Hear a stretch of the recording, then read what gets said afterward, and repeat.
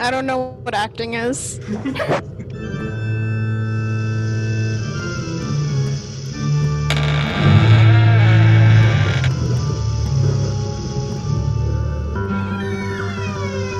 Scooby-Dooby-Doo, where are you? We've got some work to do now. Scooby-Dooby-Doo, where are you? We need some help from you now. Come on, Scooby-Doo, I see you. Pretending you got a sliver. You're not fooling me, 'cause I can see the way you shake and shiver. You know we got a mystery to solve, so Scooby-Doo, be ready for your act. Don't hold back. Scooby-Doo, if you come through, you're gonna have yourself a Scooby snack. Jeepers. Scooby-Dooby-Doo, here are you. You're ready and you're willing. We can count on you, Scooby-Doo. I know we'll catch that villain. All right, let's do this. Everybody ready? Am I quiet? Okay. Oh, my drunk family is home now. Amazing. 9 people in this house, and they've all been drinking since 3. Miranda, we've been here this whole time. Oh, Good for Okay, them. we're gonna catch up. We're gonna catch up.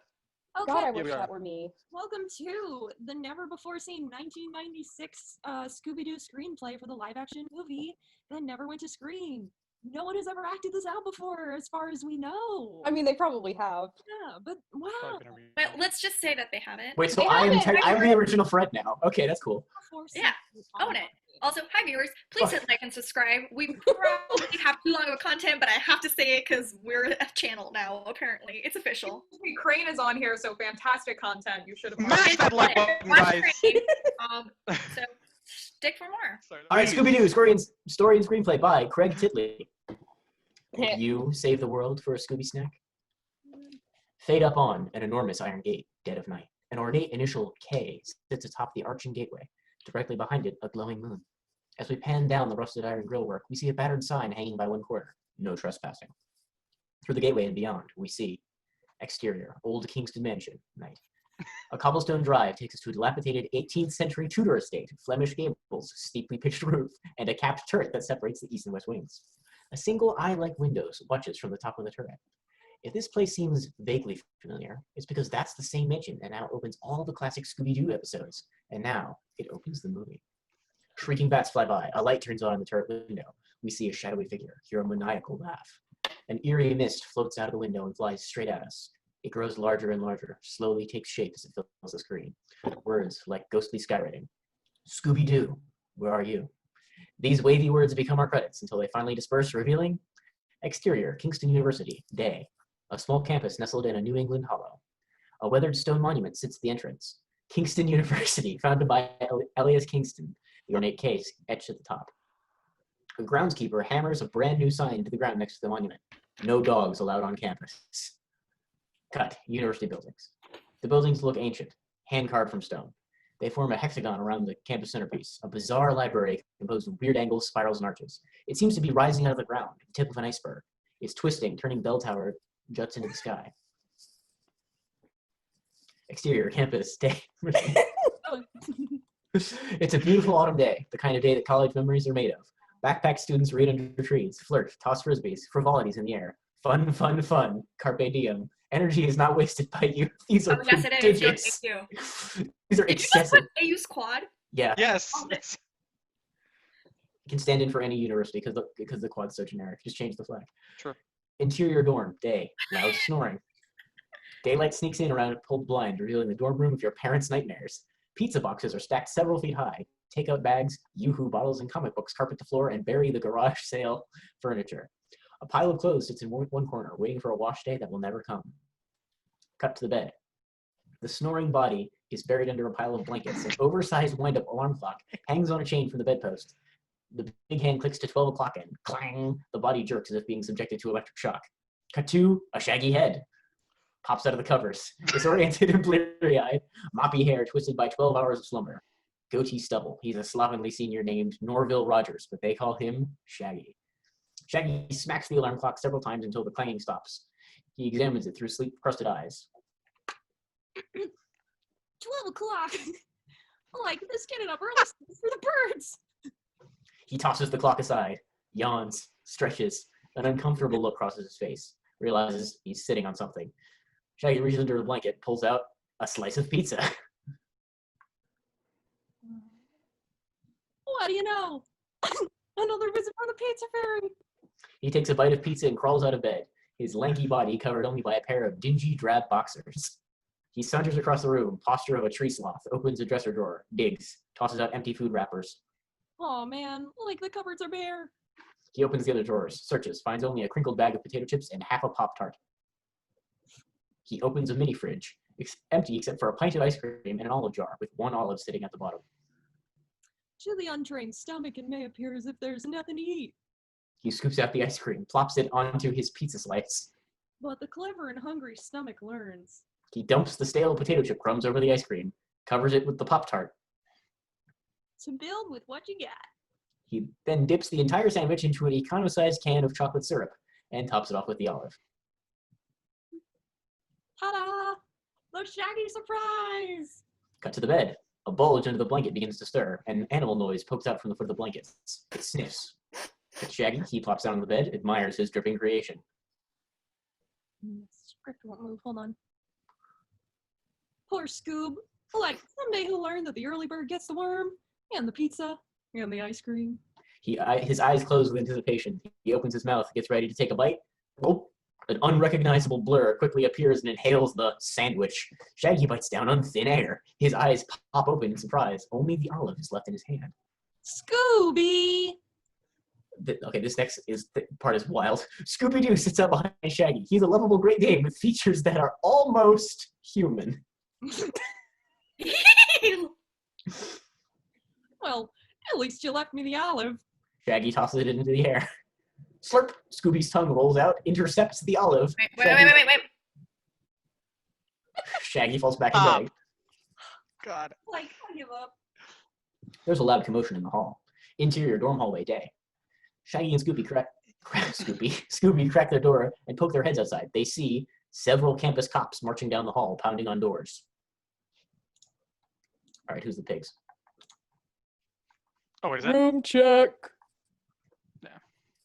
Interior Shaggy's room day. Shaggy and Scooby pull their heads back inside, shut the door. They're in a full tilt panic. Zoinks! We're busted! Scooby dives under the covers. The blankets shake and shiver. Scoob! This is no time to be a coward. More noise outside. Then again. Shaggy dives under the covers with him. Interior dorm hallway day. Students stand at attention. Their doors wide open. We hear sneezing coming from down the hall. And then 2 men appear. The university Dean Theodore Masters, is the sneezing one. He's a bit foppish and frail, a balding, apologetic man who looks every bit the lifetime academician. I'm terribly sorry about the inconvenience, but someone reported achoo! Barking again. Dean Masters stands amidst the students. He's a watery-eyed, sniffling mess. I wanted to come up here personally to let you know that I am sympathetic to your concerns. I had a dog when I was a boy, but then these terrible, terrible allergies. I just can't run a university if I'm sneezing all the time, so please, cooperate with Mr. Quimby. He'll see to it that your dog finds a nice home. Dean Masters leaves, sneezing all the way. And now we meet... Cut to Quimby. The other guy. If we have a really rotten villain theme, we'll cue it here. He's the local dog catcher, a nasty-looking little sneak dressed head to toe in black. He carries a cage in one hand and a giant net on a pole in the other. Oh yes, I'll find home for your cute little doggies. Perhaps a nice cosmetics testing lab or a Vietnamese restaurant. I wrote notes while I was reading this script, and next to that one I just wrote, "Hey movie, this is racist." Yes. Continue. Oh, 1996. Oh, lovely. Before Quimby what- raises his nose into the air. His nostrils flare. He takes a big whiff, finds his scent. He follows his nose down the hall, stops at a closed door with a sign hanging on it. Do not disturb unless you're from the Pizza Palace, Malt Shop, Burrito Barn, or Sub Shop. He kicks the door open. Interior, Shaggy's room, day. Shaggy is sitting in front of an easel, wearing a paint-covered smock and one of those funny French hats. Brush in one hand, paint palette in the other. A painting of a Monet landscape in front of him. There's no sign of Scooby. Where's the dog? Dog? Hey, that's not a bad idea. Shaggy paints a sloppy stick dog in the middle of the Monet. There. Don't- Much better. Don't get smart with me, kid. I can smell them. Shaggy watches nervously as Quimby sniffs around the room, his dog's sensitive nose lacing to a pile of clothes. The tip of a dog's tail seems to be sticking out from under it. No dog, huh? Then what do you call He grabs the tail and yanks. this? Quimby holds up a string of hot dogs. Looks like we have a wiener. Quimby turns red with fury, flings the hot dogs at Shaggy. You can't hide them forever.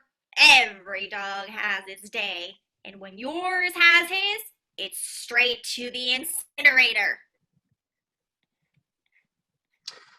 Outside his hallway, barking, Quimby gets a sadistic look on his face, dashes outside. As soon as he's gone, Shaggy throws off his smock. Underneath, he's wearing his trademark olive V-neck t-shirt and rust-colored bell-bottoms. He tosses aside the easel, revealing, cut to a tall flower pot. It shakes, and then Scooby's head pokes out of the top. Dirt and flowers on his head. Right, Rose. This new dean is really cramping our style, Scoob. What's next? No pizza deliveries? Mandatory class attendance? Interior, hallway, day. Several campus cops have cornered a little chihuahua. Dog's nervous eyes dart back and forth. A big college linebacker is held back by 2 campus cops. Run, Pippi, run!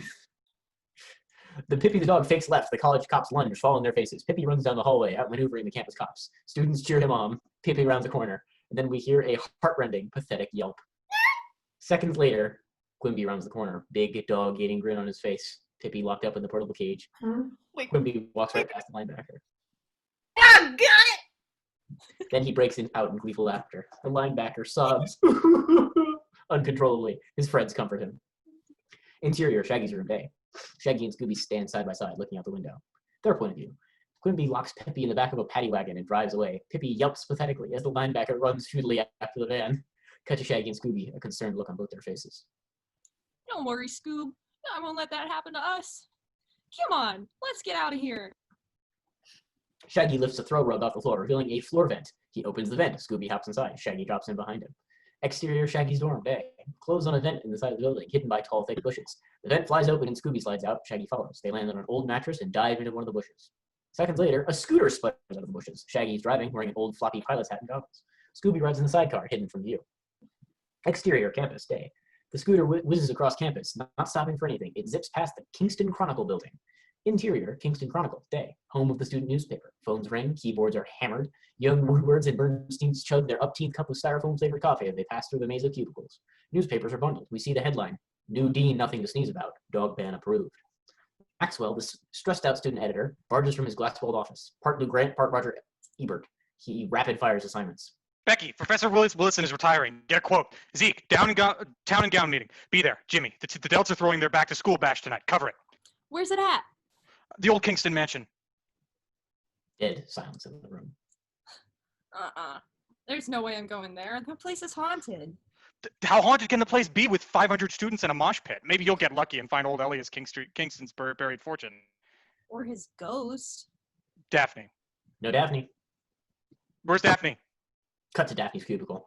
Meet Daphne Blake, a sultry red-headed beauty. She's wearing a violet mini dress with lavender stripes at the waist and hemlines. Pink hose, a chartreuse scarf around her neck. She's talking on her cell phone. Thanks, Daddy. I love them. I'm getting ready to try them now. Of course I'll be careful. Daphne! Gotta go. Love you, Daddy. She knocks over her phone. She snaps her phone shut, tucks it away. She leaps into knocking over her cubicle walls. It starts a domino effect of falling cubicles. We hear a chorus of, Daphne. Oops. I don't know how, but you did it again. Maybe if you got real walls. Maybe if we put you in an empty room.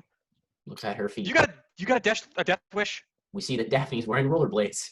You like them? I'll figure they'll give me that extra advantage. You know, there's no second place in being first with the news. Or in your case, first with the bruise. Oh, Max. All right, then. Here's your chance to break them in. I've got an assignment for you. Really? An assignment? Maxwell hands her a stack of bills. Run these to the nearest mailbox. They're overdue. That's not an assignment. That's an errand. I want a real assignment. I want to uncover corruption. Bring down the establishment. I want... The big scoop. I know. You're a freshman, Daphne. And freshmen don't get the big scoop. They get errands. Daphne grabs the bills from Maxwell. I gotta find a story, Max, and nothing can stop me. Daphne puts on a violet helmet, pushes off, rolls down the aisle, straight for the door, slams into it. Except maybe the door. Exterior, campus, day. Daphne flails her arms, slams into a mailbox. She stuffs the bills inside, then pushes off to the crest of a steep hill. Oh no. She loses her balance, begins to roll down the hill. She flaps her arms, can't fly, can't stop herself. No, no, no. She gains speed, moving faster, faster, racing uncontrollably down the hill. Students dive out of her way. Exterior library day. A pile of books walks down the library stairs and onto the sidewalk. All we see of the person carrying them is a pair of legs with knee-high orange stockings and red Mary Jane's shoes. Cuts to Daphne, heading straight for the books. Look out! I can't. Slam! Daphne collides with the books. They scatter like bowling pins. The person carrying them is knocked on her butt.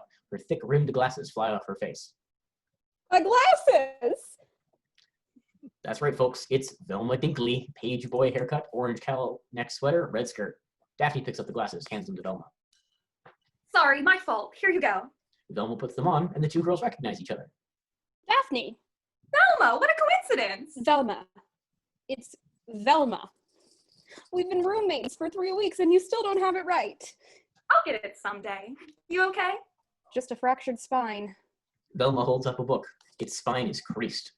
Daphne helps her pick up the books. Exterior, park day.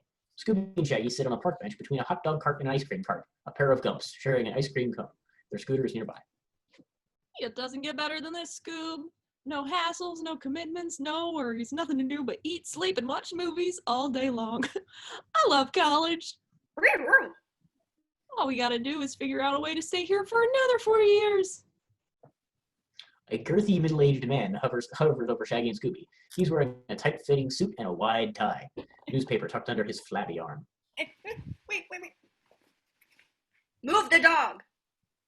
Shaggy and Scooby don't respond. Hey, I'm talking to you. Excuse me? Move your dog. I got no place to sit. Scooby and Shaggy look at each other, confused. Like, we don't have a dog. What do you call that? Him? That's Scooby-Doo. He's my best friend. Rello. Scooby sticks out his paw to shake. Girthy looks annoyed. I'm thrilled. Now make him go sit on the grass. Why don't you sit on the grass? Because people sit on benches. So why don't you make your Scooby dog looks wild? perplexed. The beginnings of an identity crisis. Shaggy stands up, right in Girthy's face. He grabs Girthy's newspaper out from under his arm. Look, mister, I don't judge a person by the color of their fur or by how many legs they walk on, and we're both gonna stay right here. So why don't you go fetch for a while? Shaggy throws the newspaper. Jeez, kid. Cut down on the sugar. He waddles away after his paper. Shaggy sits down, resumes eating. What a nutcase. Garcon, 2 more Eskimo pies for me and my pal. Shaggy pulls out his wallet, empty. Uh-oh, cancel that. Luckily, I've got the old ATM card. Cut to an ATM machine. Shaggy's card comes out in several pieces. The screen flashes. Your account balance is 0. Exterior, bank, day. Shaggy looks frazzled. 0? How can it be 0? Wait here, I gotta straighten this out. Shaggy runs inside the bank. Scooby sits outside. Cut to a lady and her dog. They stroll past Scooby. Scooby stares long and hard at the dog, curious, thinking, am I one of those? The dog barks. Cut to Scooby. He examines his reflection in the bank window, gets on all fours, snarls, tries to mimic the barking dog. Rark. Rark. It's a pathetic attempt. Scooby turns back to the lady and her dog. The dog is whizzing on a fire hydrant. Scooby looks revolted, shakes his head. No way. Ruh-roh. Cut to Shaggy. He staggers outside, distraught. He plops down the curb. It's over, Scoob. Life as we know it is over. Rover? I don't know how, but we spent all our college money. We've still got a year left, and we're broke. Rope? How are we gonna eat? How are we gonna go to the movies? How are we gonna eat some more?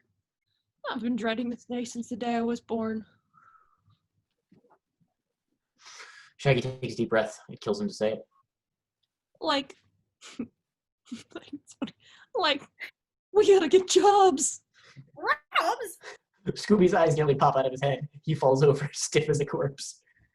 Cut 2, exterior, sidewalk, night. Scooby and Shaggy are standing in the crowd, wearing black blind man sunglasses. Shaggy's banging around with a white walking stick. Scooby is wearing a cardboard sign with around his neck. One word, Relp. People pass by and drop change in a tin can that sits I between hate them. this. Shaggy picks up the can, shakes it. I don't know, Scoob. I don't think this is gonna get us very far. Thunder cracks in the distance. Interior, Daphne and Velma's dorm room. Night. Daphne's side. Purple and violet and fluffy thing.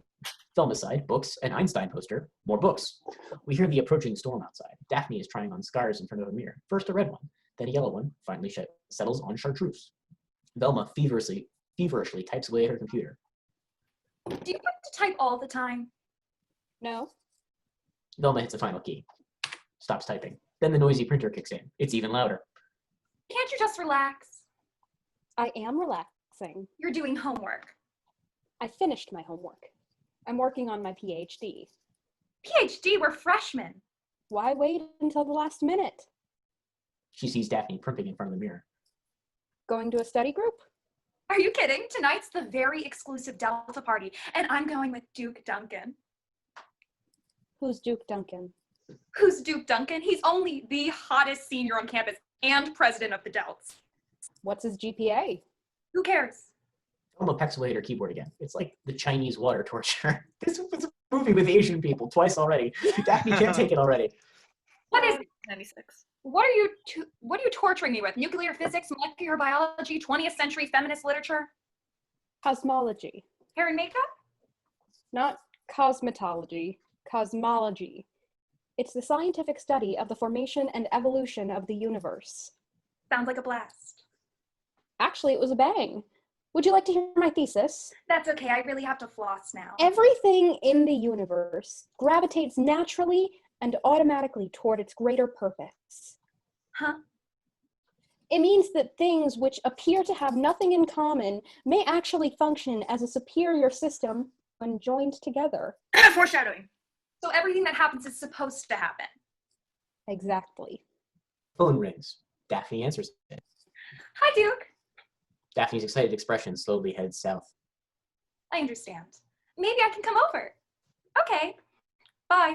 She hangs up. Duke's sick. He's not going to the party. Maybe you're supposed to go alone. No, he wants me to stay home in case he feels better later. The phone rings again. Daphne dives for it. Duke? Oh, hi, Max. Really? I can't. Any night but tonight. Velma watches her curiously. I know. There's no second place in being first with the news. Okay, I'll do it. Guess I was supposed to go to the party. The guy who was assigned to that story chickened out, so they asked me to cover it. Why don't you come with me? Oh no, I'm supposed to sit right here and work on my Lightning flashes outside. Thunder cracks. The power goes out. Total blackness. kinkies. Exterior, nuclear subs, night. The local sub shop. A flashing neon nuclear subs sign dwarfs the Art Deco building. A giant periscope with a big blinking eye visible in the lens rotates on the roof. Interior, nuclear subs, night. Home of the meltdown, the reactor, and the super long 3 Mile Island. Jesus Christ. Shaggy and Scooby empty their change on the counter. What can we get for this? Gus, the beer-bellied manager, looks them over. Cut to exterior, nuclear subs a few minutes later. Shaggy and Scooby are wearing nuclear subs aprons and sailor hats. Their eyes are as big as saucers, their mouths salivating as they stare at the 3 Mile Island. A 12-foot-long submarine sandwich. Gus loads it into the back of the sub on wheels, a delivery vehicle shaped like a submarine sandwich. You have an email. Oh, this is me. You need to get this 3 Mile Island to 913 Weatherby, pronto. I want you back here in 20 minutes, and no snacking on the merchandise. You got that? Shaggy and Scooby nod as if they're in trance. Gus slams the back of the sandwich shut. Then get cracking. There's a storm coming, and we got a ton of deliveries. Gus heads inside. Shaggy looks in the front of the sub. There's only enough room for one of us up here. Can I trust you in the back? Scooby nods his head vigorously. Salutes. Exterior, campus town. Night. The sub on wheels barrels down the street. Interior, sub on wheels, moving. Night. Shaggy steers from inside the cramped single-person cockpit. I hope Scoob's doing okay. Interior, back of sub on wheels, moving day. Scooby's apron is tied around him like a straitjacket and fastened to the back doors. The 3 Mile Island sits on a table that runs the length of the sub on wheels. The end of the sandwich only a couple feet away from Scooby, taunting him. Cut to Scooby. He sweats like crazy. The dog is sweating. He's trying to resist the temptation. He squirms. He tries whistling and averting his eyes, but the attraction is too strong. Thump. The sub on wheels hits a bump. The sandwich slides closer and closer to Scooby. He whimpers. Thump. The sandwich slides to within a foot of his face. Thump. The sandwich heads straight for his mouth like a runaway train. Scooby is powerless. He opens wide. Exterior, Kingston Estate, night. The sub on wheels passes under the ornate K. heads up the driveway. Exterior, Kingston Mansion, night. The same mansion from the opening, only now cars are crammed onto the lawn, lights are on, and loud music pours outside. The sub on wheels stops in front, lightning flashes. Shaggy gets his first good look at the mansion. Like, what a creepy place to throw a party. Exterior, sub on wheels, night. Shaggy grabs the back door handle. All hands on deck. Let's finish this job and get out of here. He swings the door open, cut to Scooby. Still dashes him to the door, but now he's as big as the Willy Wonka Blueberry Girl. His apron ready to burst at the seams, and no sign of the 3 Mile Island. Scooby-Doo! How could you? Scooby burps and faints. I'm too into this movie. Impossible. You have a line. Rory! We're gonna get fired from the first jobs we ever had. I can't believe this. We have to. Pizza truck pulls up next to them. Several pizza guys get out carrying stacks of pizza boxes. Follow those pizzas. Interior, Kingston Mansion, night. Black suits of armor stand guard at each side of a door. There's a huge fireplace, a dusty chandelier, and a life-size portrait of Elias Kingston that watches everything. An all-girl band plays from the stage at the back of the room. They're wearing leopard skin tights with tails and cat ear hairbands. Their names on the front of the bass drum, Josie and the Pussycats song. I love Riverdale. Oh, yeah. It's not the Hex Girls. I'm Have sorry. you guys seen the Josie and the Pussycats movie? Is there? No? There is a movie. Kingston kids thrash, mosh, and go nuts. That's to Daphne and Velma, standing in the middle of the crowded dance floor. Doesn't anyone realize this is a school night? Interior, kitchen, night. The pizza guys leave. Shaggy and Scooby step out from behind the counter and see the food table. Pizzas, tacos, cookies, sandwiches, chips, all you could eat and more. The table seems to be glowing. An angelic choir seems to be singing. Shaggy and Scooby take off their uniforms, approach the table reverently. We hit the jackpot, Scoob. The Fort Knox of food, the lottery of lunch, the Grand Prix of gastrointestinal delight. Are you ready? Right! Take no prisoners. They leap to the opposite ends of the table and pile food on top of food on top of food. They meet in the middle, each holding a 12-inch tall multi-decker sandwich. They hold them side by side. What do you know? It's a tie. Not quite. Shaggy and Scooby are startled. They turn around and see Cut. Oh, werefish grunge girl. Long straight hair, nose ring flannel. Kate Moss body. She's edgy but cute as a button. Her name's Candy Mint. And she's definitely gay. Candy Thank walks you. up to Shaggy and Scooby. She's holding her own multi-decker sandwich. It's taller than both of theirs. Cheers. She turns the sandwich sideways, compresses it like an accordion, and eats the whole thing in one bite. Scooby is amazed, and Shaggy's in love. He has the goofiest look on his face that we've ever seen. He's completely zombified by the girl. She seems to have a bit of a crush herself. I'm Candy, with a K. Candy Mint. We're both in Miss Smelderford's Intro to Gourmet Cooking class. I haven't seen you since the first day. Did you drop out of the class? Still, no response. Candy smiles, charmed by this shy guy. Stop one for yes, yes for no. Stomp, stomp. Great. Maybe I'll see you there tomorrow. 9 a.m.? She exits out the back door, gone as quickly as she appeared. Shaggy snaps out of his trance. Like, wasn't she the grooviest girl you ever saw? Scooby looks jealous. Interior main room night. Daphne and Velma work their way through the crowd. Daphne speaks into a micro cassette recorder.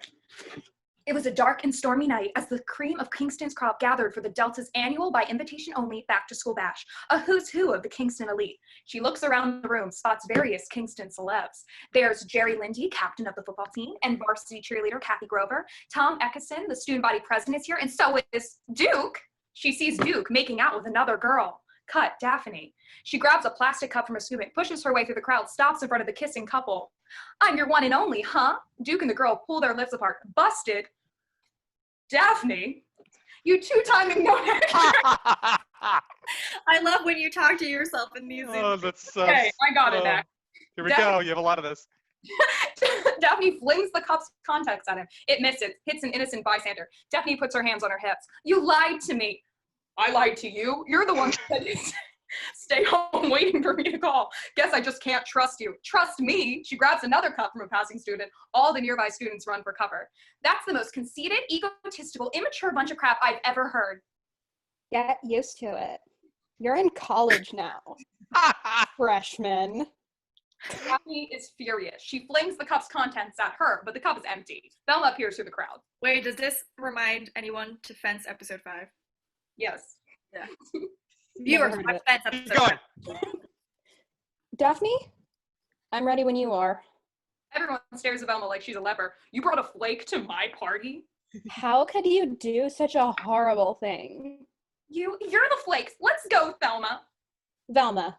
She grabs Velma's hand as they head for the door. All the lights go out. The music stops. A murmur sweeps through the crowd. What's going on? And then suddenly, chains rattle. An eerie cloud fills the staircase. And then a scary skull appears in the cloud. A demonic Oz. What? It speaks in the most terrifying voice we've ever heard. Beware! All those who enter here, beware! People scream, run for the doors, but The doors are locked! interior, kitchen, night. It's completely dark. Shaggy and Scooby are shoving food into Shaggy's backpack. Sandwiches, bags of chips, marzipan. Are you okay? Keep going. Ignore that. It's gonna be. Like, Scoob, are you okay?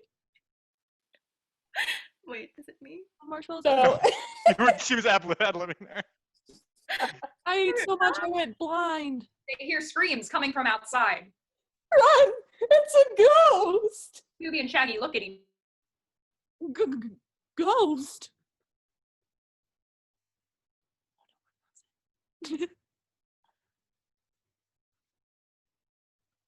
Am I the only one who's Oh no.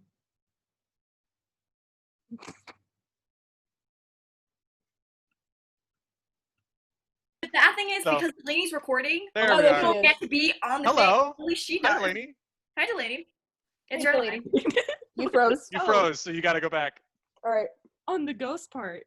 Yeah. Mhm. Ghost? Roast? Scooby leaps into Shaggy's arm. Shaggy quakes. Scooby quivers. Interior, main room, night. The skull addresses its captive audience. All who trespass here will suffer the wrath of Elias Kingston. And then the skull disappears into thin air. Cut. Daphne and Velma.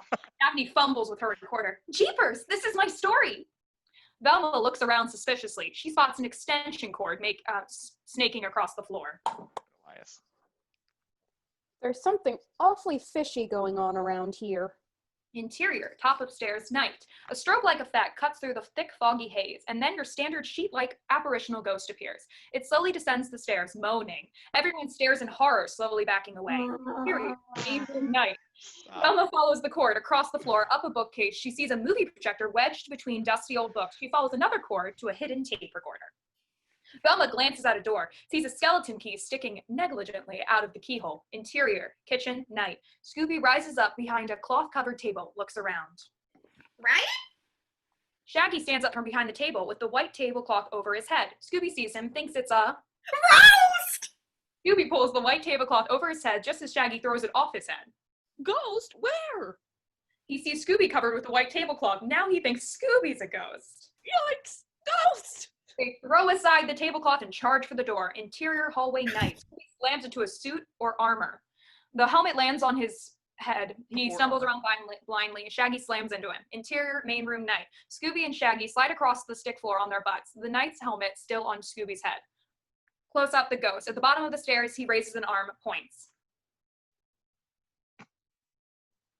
This is your only warning. Go and never return. Smack! Scooby and Shaggy floor him. The helmet flies off Scooby's head, and then the lights come on. Velma's standing by a fuse box. That's no ghost. Everyone turns to her.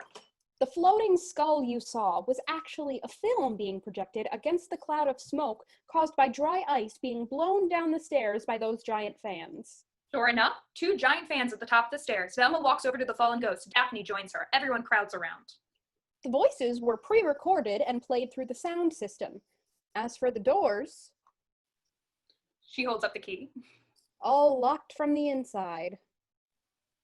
Now, let's see who our ghost really is. She rips the ghost's head off, revealing Fred. Fred Jones, to be exact. Squeaky clean, all-American boy. Blonde hair, blue eyes, dashing good looks. And I would have gotten away with it if... If you weren't such a loser, way to go, pledge boy. Oh, oof. Grab the key from Velma. Whoa. It wasn't my fault, Duke. We wanted to buy this old place for the new Delta house. All we had to do was convince everyone that it was really haunted. It would have been ours for practically nothing. Give me one more chance, Duke. Duke looks around at Daphne, Velma, Shaggy, and Scooby. No Delta gets bested by a bunch of flakes. Find yourself another fraternity, Fred. Come on, everyone. We're moving this party. This place is contaminated. The crowd heads for the doors, and soon the Kingston mansion is empty except for Fred, Daphne, Velma, Shaggy, and Scooby standing in front of the fireplace. Fred throws off the sheet. Underneath, he's wearing a white sweater over a blue Oxford, blue slacks, and brown monk straps shoes. Note, no red ascot. Yet. Thanks a lot. That was my last chance to get in the Delts. Figures you'd want to be one of those jerks. You got a lot of nerve scaring me and my pal like that. Who are you? You don't even belong here. Yeah, I'm Shaggy and this is Scooby. We were working here, sorta. Daphne pets Scooby. You did a good job, Scooby. Fred glares at Velma. And who invited Brainiac? This was supposed to be a private party.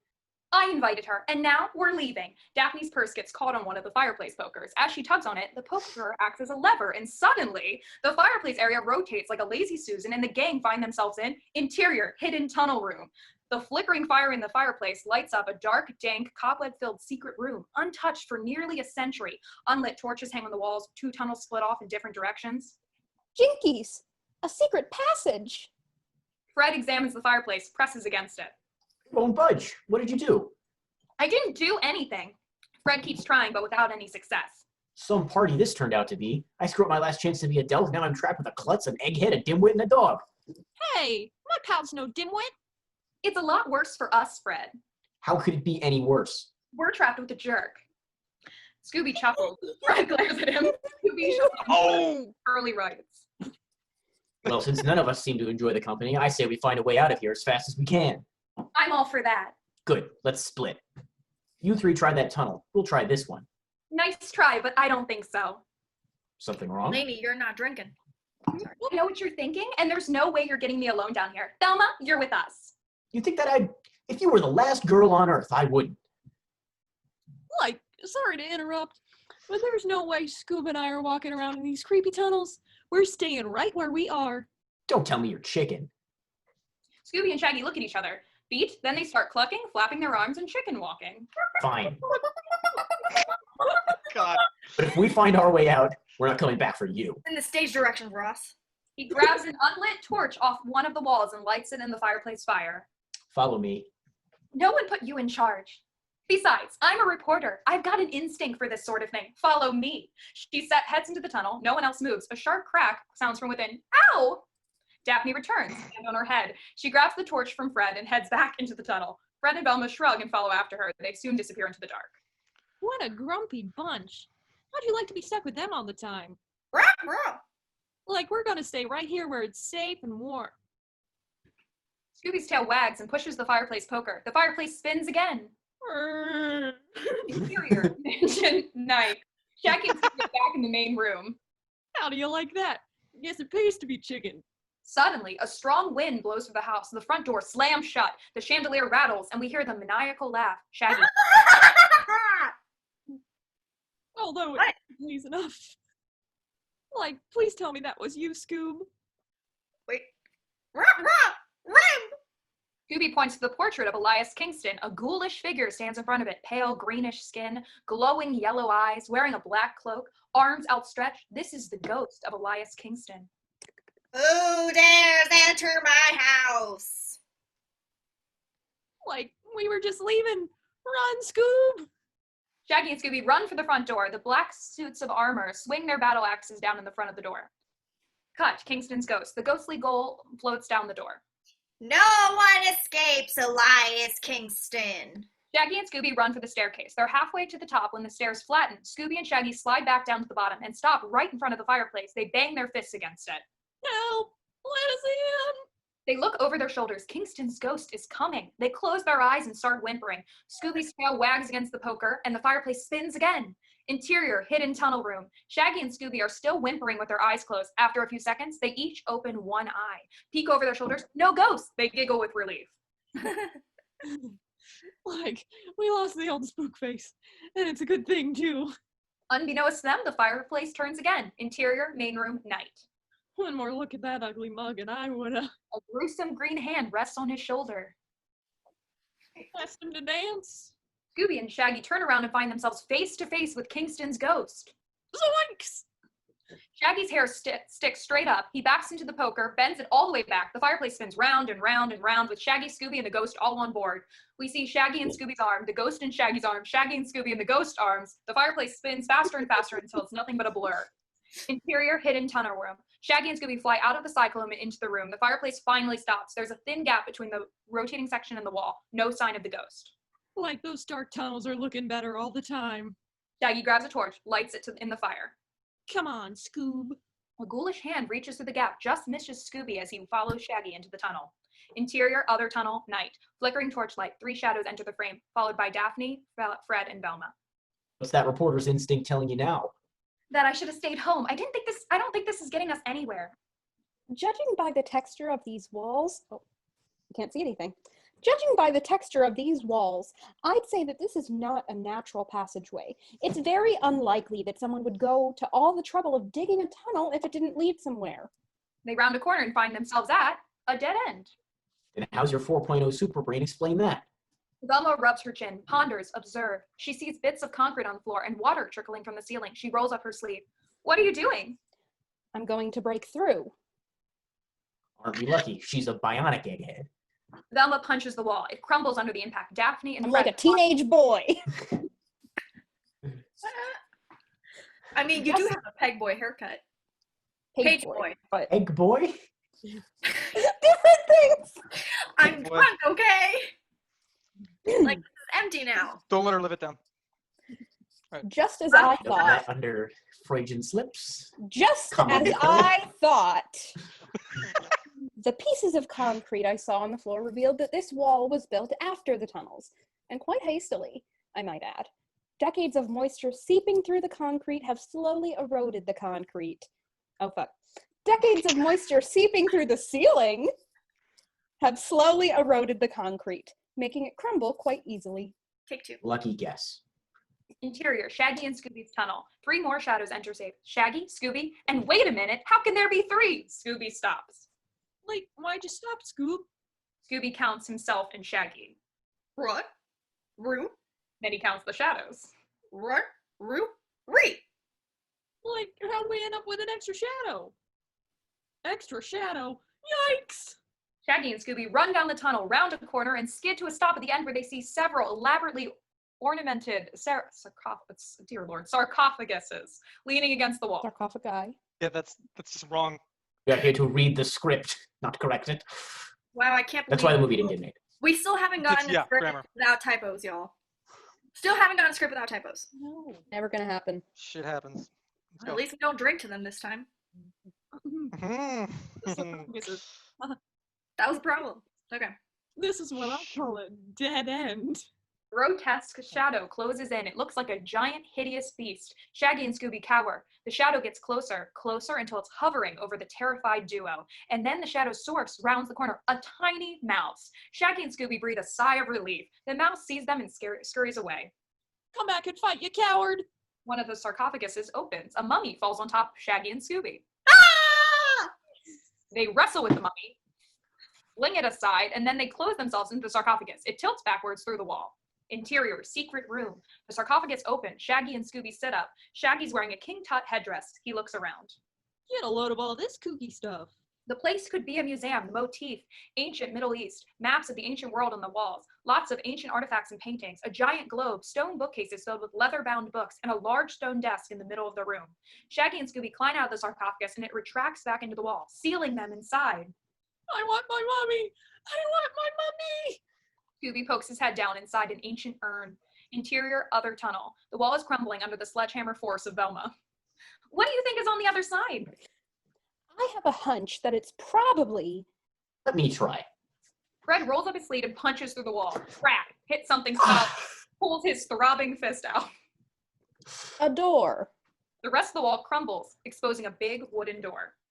Someone was in a hurry to seal up whatever is in there, something that no human eye has seen for 100 years. They reverently push the heavy door open and we see interior secret room. Shaggy, wearing the King Tut headdress, is pulling the urn off Scooby's head. Plop! They both fall on the ground. For a brief moment, Scooby head is shaped like the vase. Shaggy, Scooby, what are you two doing here? Hiding. From what? Like we ran into Donald Elias Kingston himself. You saw a real ghost? Rah! Rah! Relax, you two. There's no such things as ghosts.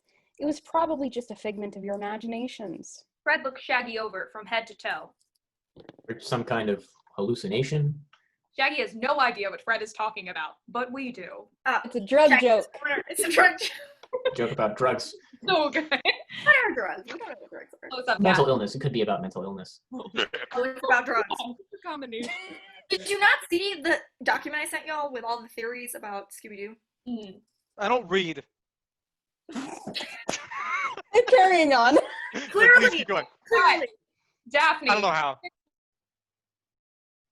Oh no, I froze again. She posted on the group saying it broke. All right. Take So, 5, broke. everybody. She sits down at the stone desk. A skull rises out of the desk. Beneath the skull, an old leather book. Guys, I think I found something. Cut. The gang. They gather around the desk. Velma flips through the book. It's Elias Kingston's journal. I will take the secret to my grave. No one must find it. What secret? Maybe it's the way out of here. What else does it say? I'm afraid his secret is safe. Most of the pages have been ripped out. Cut. Scooby. He sniffs around in the fireplace. An old parched piece of paper sticks to his nose. He walks over to the gang, jumps up against Shaggy. Shaggy yanks the yellow paper off Scooby's nose. Like you shouldn't pick up other people's trash, Scoob. Let me see that. Velma examines the paper. It's burnt around the edges. Scooby-Doo found a clue. Scooby smiles proudly. Yeah, Kingston, bitches. Kingston must have tossed the diary pages into the fire. 2 cities around the world. Turn screw. Treasure is. Treasure. I'm going to count 3, 2, 1 for this next one. They all look up at once. 3, 2, 1. The Kingston treasure. Treasure! Right. We suck. Chaos. Utter chaos. They're That's really what kids in clever. French. We'll be rich!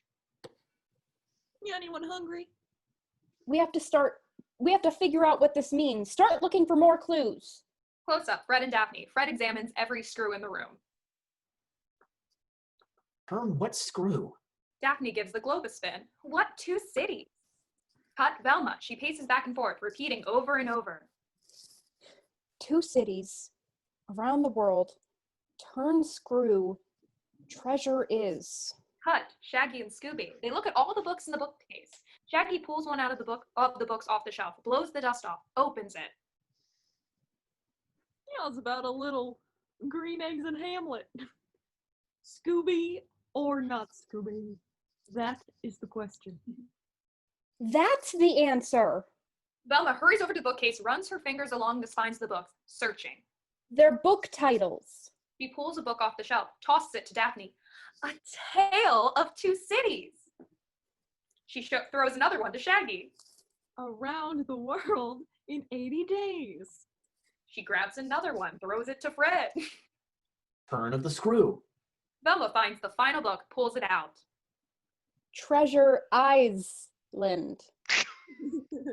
They open their books, set them down on the desk. Inside each front cover is 1/4 of a drawing. Velma fits them all together, completing the puzzle. The gang looks over her shoulder. Jeepers! It's a treasure map. Scooby glances over the door, gasps. He pulls on Shaggy's shirt, terrified. Like, not now, Scoob, we're busy. Whimpers, keeps tugging. What? What is it? Scooby points. Shaggy looks, and now he starts to whimper. He tugs on Velma's sweater. What is it, Shaggy? Like, remember the ghost you said was a figment of our imaginations? Yes. Well, like, now we're imagining him in the Norway. The gang turns. Sure enough, there's old Elias Kingston, deader than ever. Return to me what is mine. The gang stands frozen. Velma grabs the books. Sorry, but these are already checked out. And you don't have a library card. Fred shoves the desk at the ghost. Run! The gang almost trips over themselves on the way out. Shaggy and Scooby blow past everyone. Cowards first. Interior, mansion, night. The rotating fireplace is sideways, leaving enough room on both sides for the gang to run through. Fred pushes on the fireplace, closing off the tunnel room. The ghost's maniacal laugh echoes from inside. He pounds on the back of the That scared me a little bit.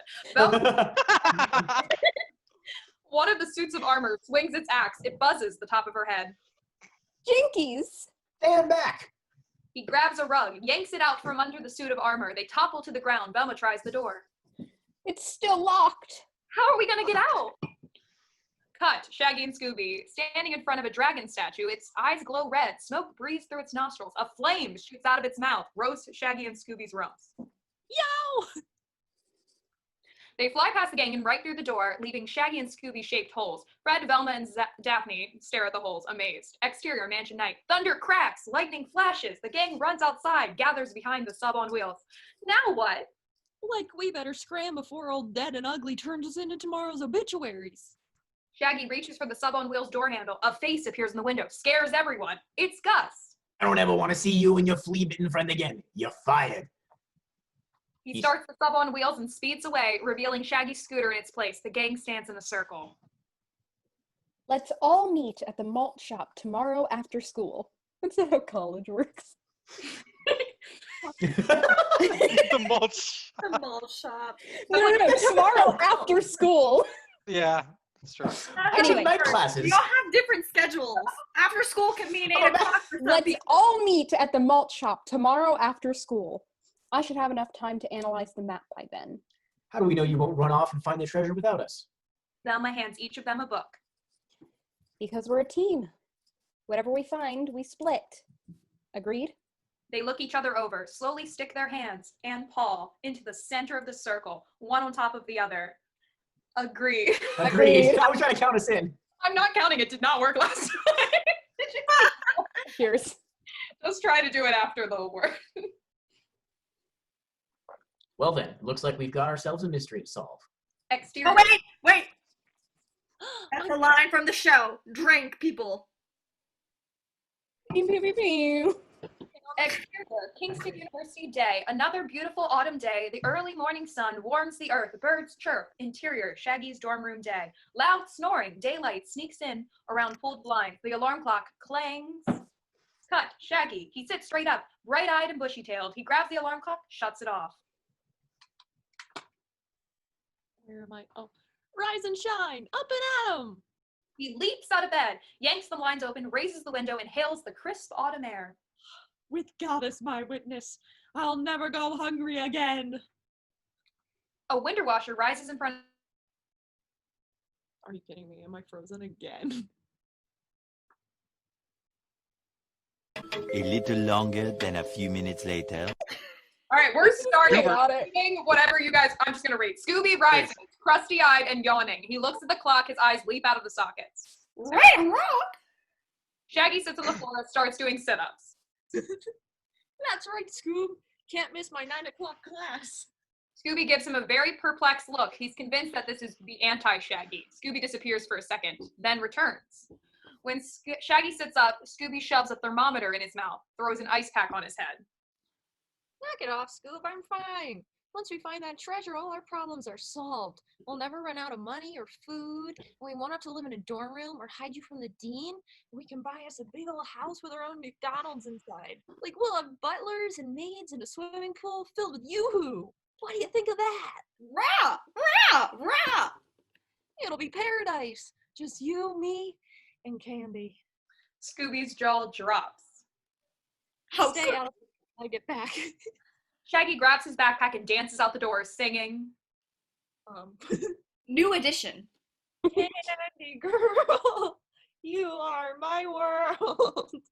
Scooby lies listlessly on the bed. He turns on the TV. Cut. TV screen. Scooby clicks through the various Hanna-Barbera cartoons, game shows, talk shows. He stops. Who's the announcer? I think I'm the narrator, so maybe also me. Probably. You're watching the dog channel. Scooby perks up. On the screen, old 16mm footage of dogs prancing, dancing, and frolicking, with a Marlon Perkins-type narrator. The dog is man's oldest domestic animal. A special contract has existed between man and dog for over 10,000 years. A contract based on mutual need for care and companionship. There are all kinds of dogs. The female dog is called a bitch. They swore! Scooby snickers like an adolescent. Interior Professor White's Mythology 101 day. A tiered half-circle auditorium. A tiered half-circle auditorium. Thank you. Auditorium. Sleepy students nod and drool while Professor Hyde White writes on the chalkboard. He's a scruffy, middle-aged professor with tenuritis. He finishes writing on the board. One word. Armageddon. Oh. Who can tell me what Armageddon means? In the front row, Velma holds her hand up high. Daphne sits next to her, fighting to stay awake. Who else can tell me what it means? All right, No one. Velma. Armageddon is the final battle between good and evil. Right, end the world type stuff. He draws a hieroglyphic on the board. It looks like a pyramid with a sideways S below it. He draws that like S that we all drew in middle school. Yes. Yeah. Don't know what that one is, but okay. The 6 lines. Yeah. This is how the battle is denoted in hieroglyphic. Professor's drunk at 9 a.m. He's day drinking. It's how he gets through it. You don't know what at college. Continue. Okay. Hieroglyphics. Go. Hieroglyphic. My God. Who can tell me where Armageddon will begin? No takers. Professor White pulls down a map of the ancient Middle East. He points to a city halfway between the Mediterranean Sea and the Jordan River. Most scholars believe it will begin here, Megadonia, a city built by the Syrians for the god Megiddo. Does anyone know who one of these scholars happens to be? Still no takers. Our beloved founder, Elias Kingston. Archaeology was his hobby, and it could be yours too, if you have the gazillion dollars to fall back on. Isn't that the Who's the same student? gazillion dollars that's supposed to be buried around here? Students laugh. Velma and Daphne suddenly look guilty as hell. Bad poker faces. Believe me, if Kingston's fortune was buried here, I'd be outside digging right now. Scattered chuckles, but not from Velma and Daphne. Professor White unspools a projection screen. There's just one problem. Macedonia is missing. It has been for thousands of years. Scientists and historians say it was swallowed by an earthquake. But since this is a class of mythology, I'll give you the real answer. Professor White dims the lights and projects a slide onto the screen. It's a 5-year-old's hand-scrawled crayon drawing of winged demons killing humans. There wasn't enough money in the budget for real slides, so I got my nephew to help me out. Anyway, like most gods, you give him an inch. They want the universe. One city wasn't big enough for Megiddo and his army of demons, or one country for that matter. They decided to go for the whole spinning ball. And as the saying goes, all hell broke loose. Okay, is it Megiddo or Megiddo or I don't how are we going to say it? know. I am drunk. Megiddo. Megiddo. Megiddo. Megiddo. Okay. What did I say? You just were all over the place, so I just want to like solidify one that everyone, Megiddo. because I play him, so It is Megiddo. sure, we'll do Megiddo. Next slide. A crayon drawing of demons and angels fighting. The god, Jehovah, sent his angels down to earth to stop Megiddo's reign of terror. The battle lasted for 3 decades until Megiddo and his army were finally defeated. The demons were turned to stone and their souls condemned to a circle endlessly around the cosmos. Next slide. A crayon drawing of a beautiful brazen vessel. Megiddo's soul was locked in a brazen vessel and placed in his own temple. The key to the vessel was thrown away, and the entire city of Megadonia was ripped out of the earth and buried in an undiscovered country. Next slide. A crayon drawing of a man wearing sexy lingerie. The word uncle is scrawled above it. Professor White is horrified. He quickly turns off the projector and turns on the lights. Kids, what imaginations! Megiddo vowed to return one day and finish the fight. That day is Armageddon, the end of the world. Now, who can tell me when the world's gonna end? When they turn into the... Wait, what? When they turn the very last cartoon into a movie. Very funny, smartass. For many of you, it's gonna end next week when we have our first exam. A collective moan. According to the myths, it can only happen when Megiddo is free and his demon soul storm passes over the earth. The good news is it only passes once every 1,000 years. Bad news is that's tonight. The whole class is wide awake now, looking at each other like it's the end of the world. Party! No one laughs. White writes one more phrase on the board. Salvador Doca. But there's still hope. The prophets spoke of a warrior who will defeat Megiddo. A warrior they called Salvador Doca. Your assignment: find out who this Salvador Doca is. Due on my desk tomorrow. Unless, of course, the world ends tonight. Have a nice day. White exits the classroom. The kids are speechless. Your homework, fulfill an ancient prophecy. Yeah. That's a fucking great exit. Holy shit. 4 hours. Anyway. Yes. Okay. Anyway. Interior, intro to gourmet cuisine class, day. A classroom filled with 6 kitchenettes, one for every 2 students, all wearing aprons and chef hats. Shaggy and Candy are together. I should have warned you about Mrs. Mulderfort's pop quizzes. Smell the fart. Food is my specialty. Miss Smeldefert, the instructor, is a plump, proper lady with a French accent and no sense of humor. She sets a timer. I don't have an ability to do a French. I'm going to try. Try your best. Prepare your desserts. Begin now. Was English? The timer ticks away. Students begin to systematically and meticulously prepare their desserts. Cut to Shaggy. He throws open his refrigerator door, shovels food out, loads up his arms. Cut to interior Shaggy's dorm room, day. We're still watching the dog channel. On the screen, a man dressed in a dog suit reads from a letter. Ask Diggity Dog flashes on the screen.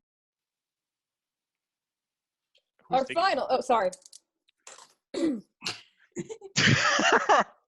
final question comes from a viewer in Illinois.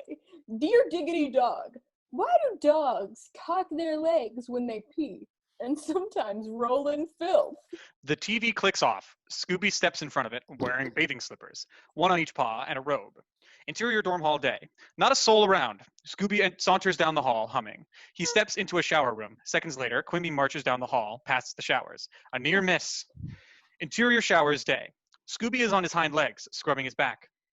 Doopy doopy doop doopy doopy doopy doopy doopy doop. A severely hungover guy stumbles into the showers. How's it going? Okay. Scooby shuts off his water and walks out of the showers. Cut to hangover guy, seemingly unaffected by his hangover until... That's it. No more drinking for me. Interior Shaggy's room, day. Quimby ransacks the place. Dumps shelves, strips the bed. Where are you? Where are you? His nostrils begin to twitch.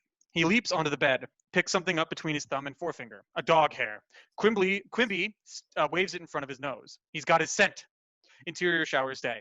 Quimby examines the shower drains, finds a big old wad of dog fur. He sniffs it, tastes it. Interior bathroom, day. God. Quimby walks hunched over along the row of stalls, checking under the doors. He stops. Close up, a pair of paws. Inside one of the stalls, tapping the floor. Close up to Quimby. He kicks the stall door open. Now I've got you.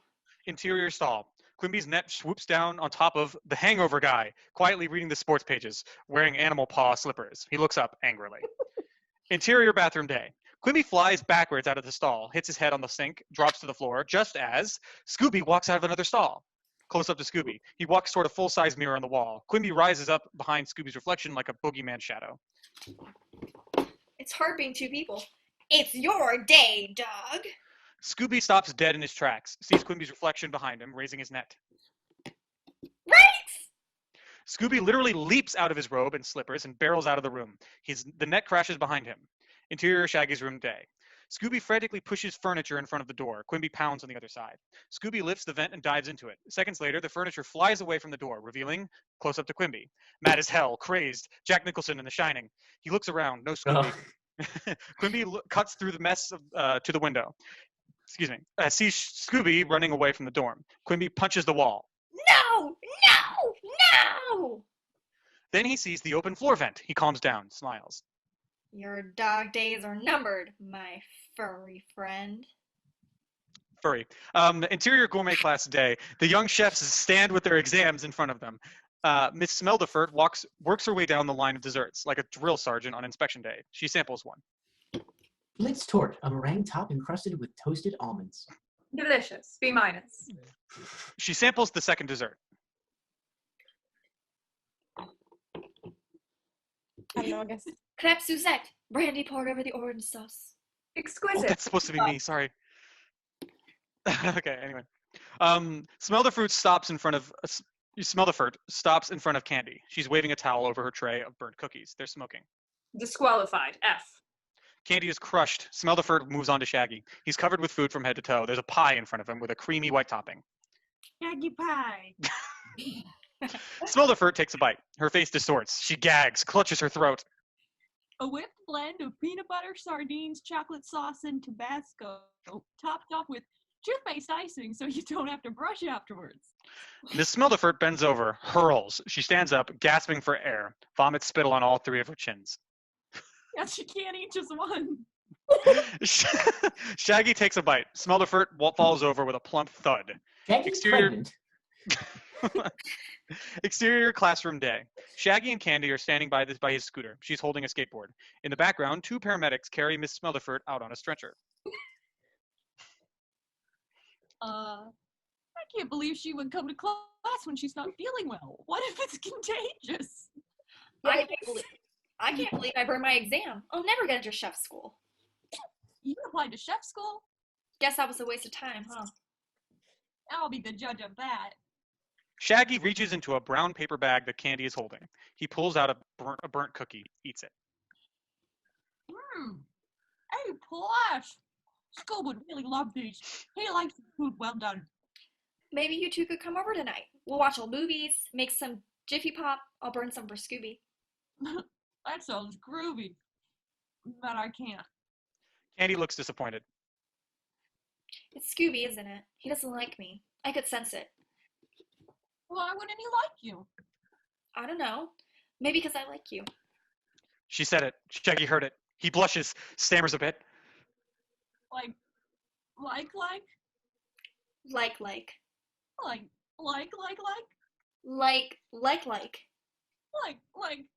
Yeah, Shaggy. Wow. Wait, Why? Goof. Candy grins, ruffles his hair. Goof. You sure you can't come over? I'm, sure.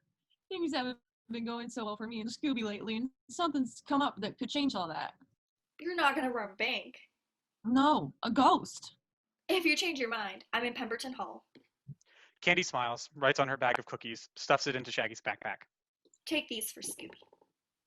Thanks. I hope you two find what you're looking for.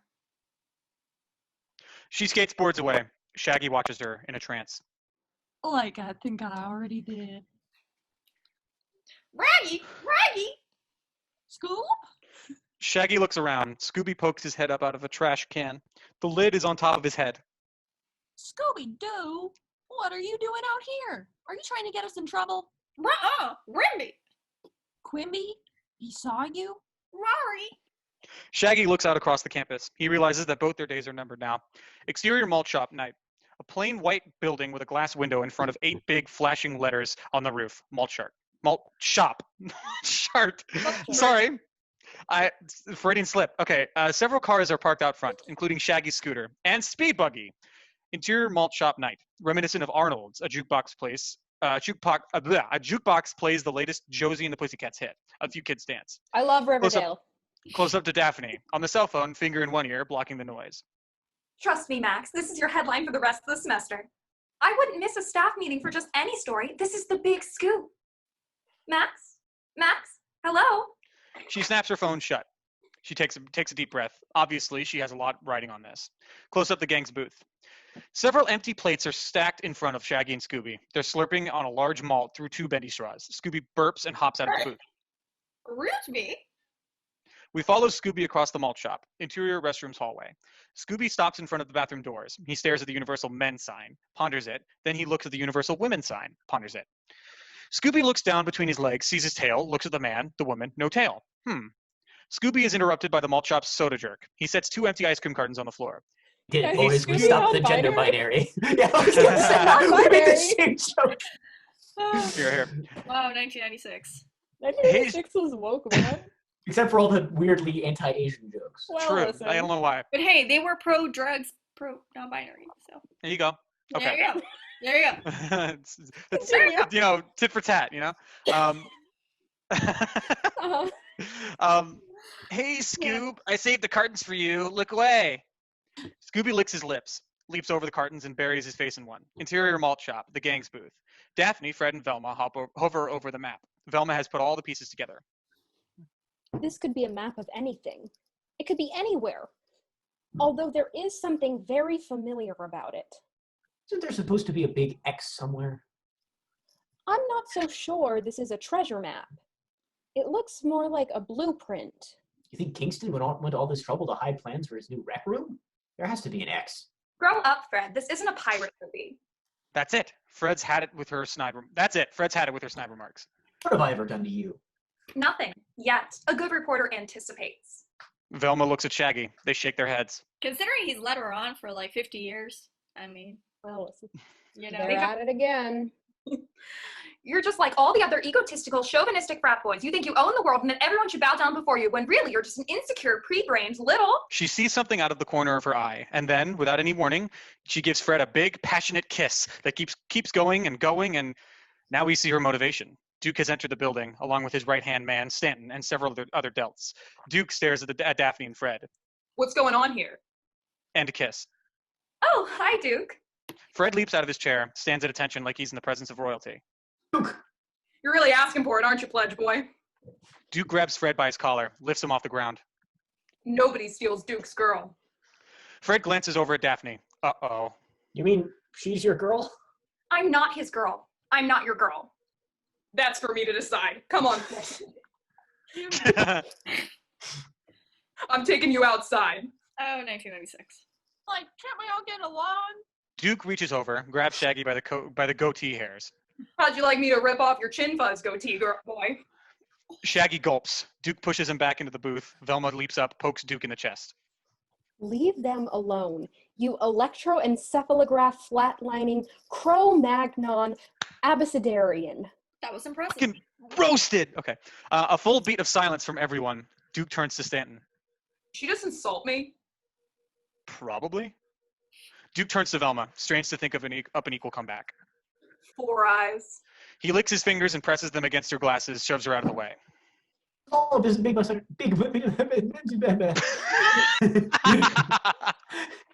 was all a big misunderstanding. You don't have to do this. Sorry, Pledge. Delta Pride. It's in our bylaws.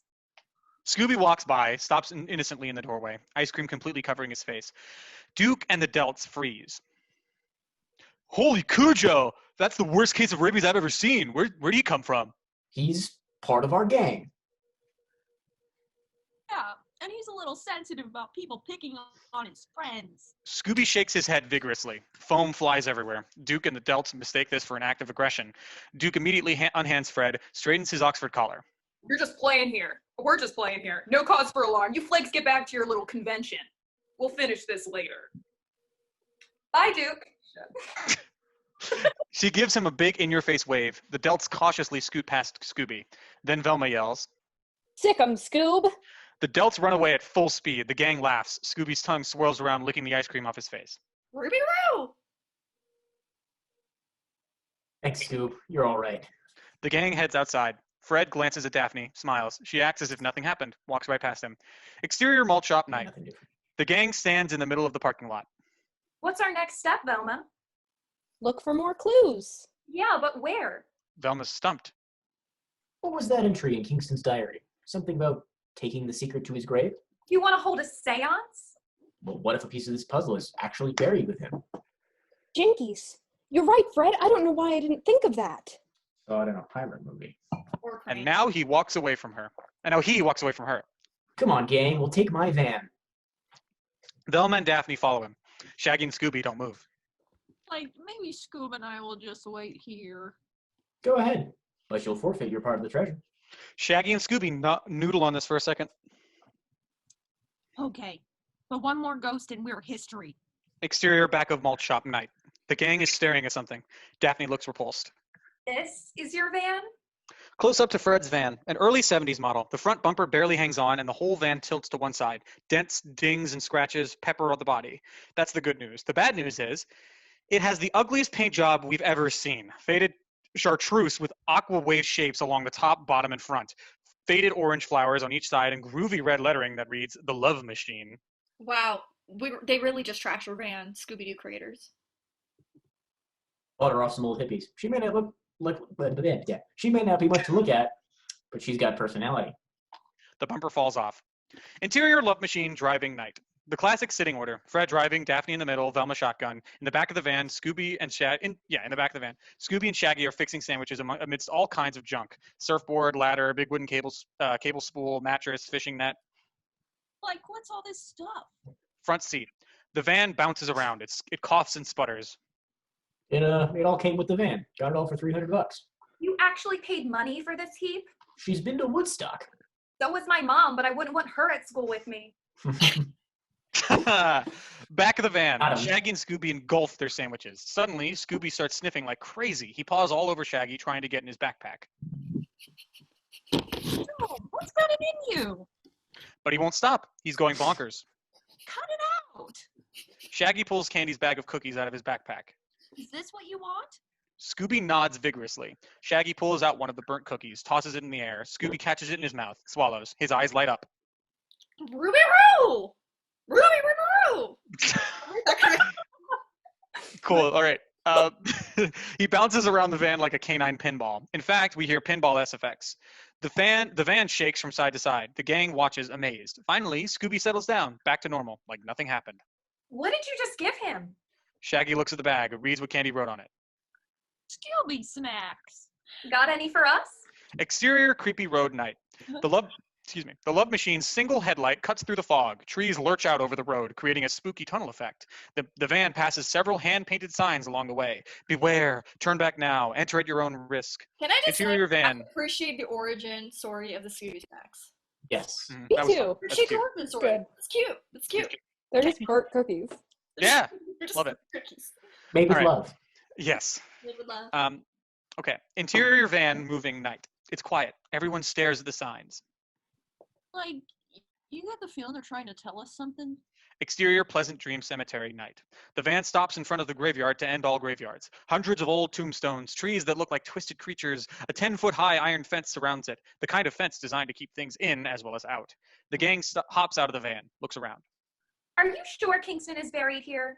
There's There's only only one way to find out. What? Why did I'm sorry, I don't know why I thought that was stage directions. I'm Fred now. I'm sorry, no, that was not, yeah, my bad. There's only one way to find out. Like, I was afraid you'd say that. Exterior cemetery gate. Moments later, the gang looks through the rusted iron bars. Fred shakes the gate. It's chained. Locked.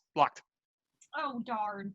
It's locked. Guess we can't get in. Let's go. Not so fast, Scooby.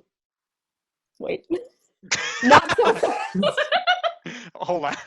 Not so fast. Scooby, can you get us inside?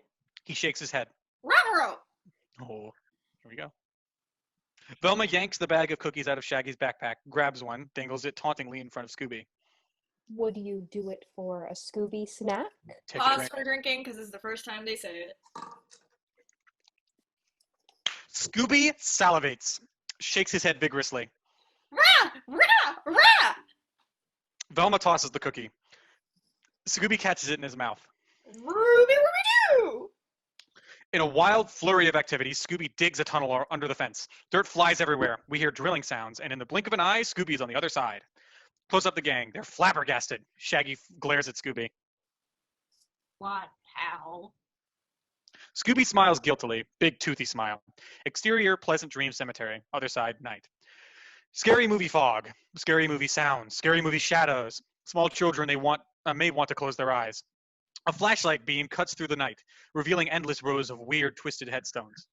This place goes on forever. We'll never find his grave. You're right. Let's split up. Shaggy, you and Scooby try it that way. We'll go this way. Yeah. Before Shaggy can offer a protest, Fred, Daphne, and Velma have disappeared. Like, how come he always ends up with the girls? The dreary hoot of a screech owl interrupts him. It's joined by the dismal moan of a whippoorwill, and the boding cry of a tree toad. A cacophony of unease. Shaggy and Scooby cling to each other, teeth chattering. And we get the cookie spooky. The wind blows. A tree branch grabs Scooby and Shaggy. Yo! Where's Rory? I don't know what that means. I don't think. Yeah, I don't. He's got me. He's got me. Okay. They run in place and then break free and fly forward, tumbling ass over teacups across the ground, and land on a pair of muddy boots. There's a lot of swearing. Shaggy and Scooby stare at the boots, then slowly pan up a pair of slender legs too. Close up, Old Hank, the bony old caretaker, wearing overalls, holding a shovel over his shoulder. He raises a lantern to his face and makes him look downright dead. What are you kids doing snooping around my graveyard? It's still your line. Oh, that's me. Yeah, talking to yourself. Like, would you believe we're dying to get out of here? Then get, or I'll have you arrested. Or I'll have you arrested for trespassing, and tell those friends of yours too.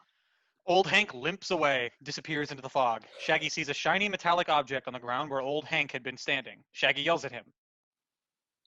Hey, you dropped something. But he's long gone. Yes, it's finders keepers. He examines the object more closely. It's a gold diamond-shaped medallion. In the center, 2 raised letters, SD. Oh, check it out. SD, like in Scooby-Doo. Looks like you're the keeper, Scoob. He attaches the medallion to Scooby's collar. Apparently, I was not supposed to have this. Apparently. I'm crying. Love this. Put that in the goofs on cute. IMDb. That's so cute. Okay. A perfect fit. Now let's go find the others. Oh. They stroll away into the night. Exterior cemetery elsewhere, night. Fred cuts a path with his flashlight beam. Daphne speaks into a recorder. Having discovered the secret journal and the map, the young reporter risked her life to find more clues. Are you going to be doing this all night? I don't want to forget any of the facts. Don't worry, you haven't used any yet. Daphne ignores him, continues. Armed only with her courage, her instincts, and her judgment, the reporter led the way to... She never finishes, just drops off the face of the earth. Daphne? Where'd she go? I'm down here! Fred aims his flashlight down into a freshly dug grave. Daphne sits on her rump. Fred smiles down at her.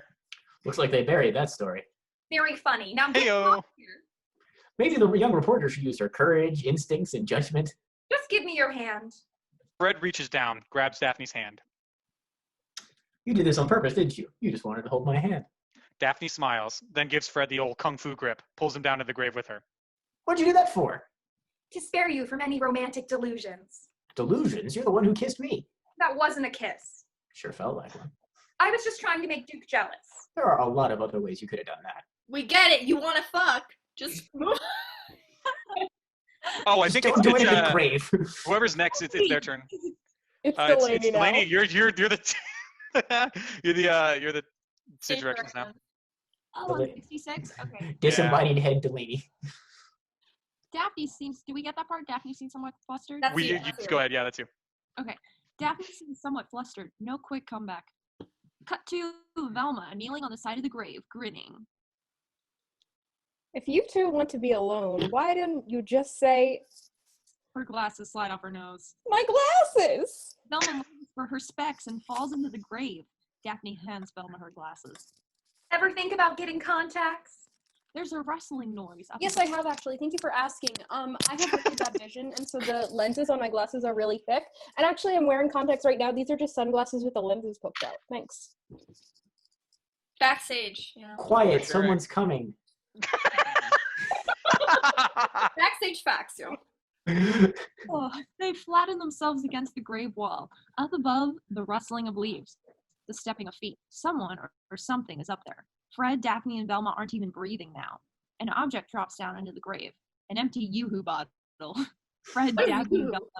No. It's like a chocolate milk. It's awful. It's awful is what it is. Delicious. It's like a No. chocolate milk. It's awful. It's like It's if you delicious. took chocolate milk and made it awful. Chocolate milk, hold the milk. It's like chocolate Yeah. milk. Basically. It is legally unable to be, like, you cannot legally call it chocolate milk, and so it is a chocolate beverage. Damn, we're bringing the law into this. Damn. Kind of glad I'm lactose intolerant now. Okay.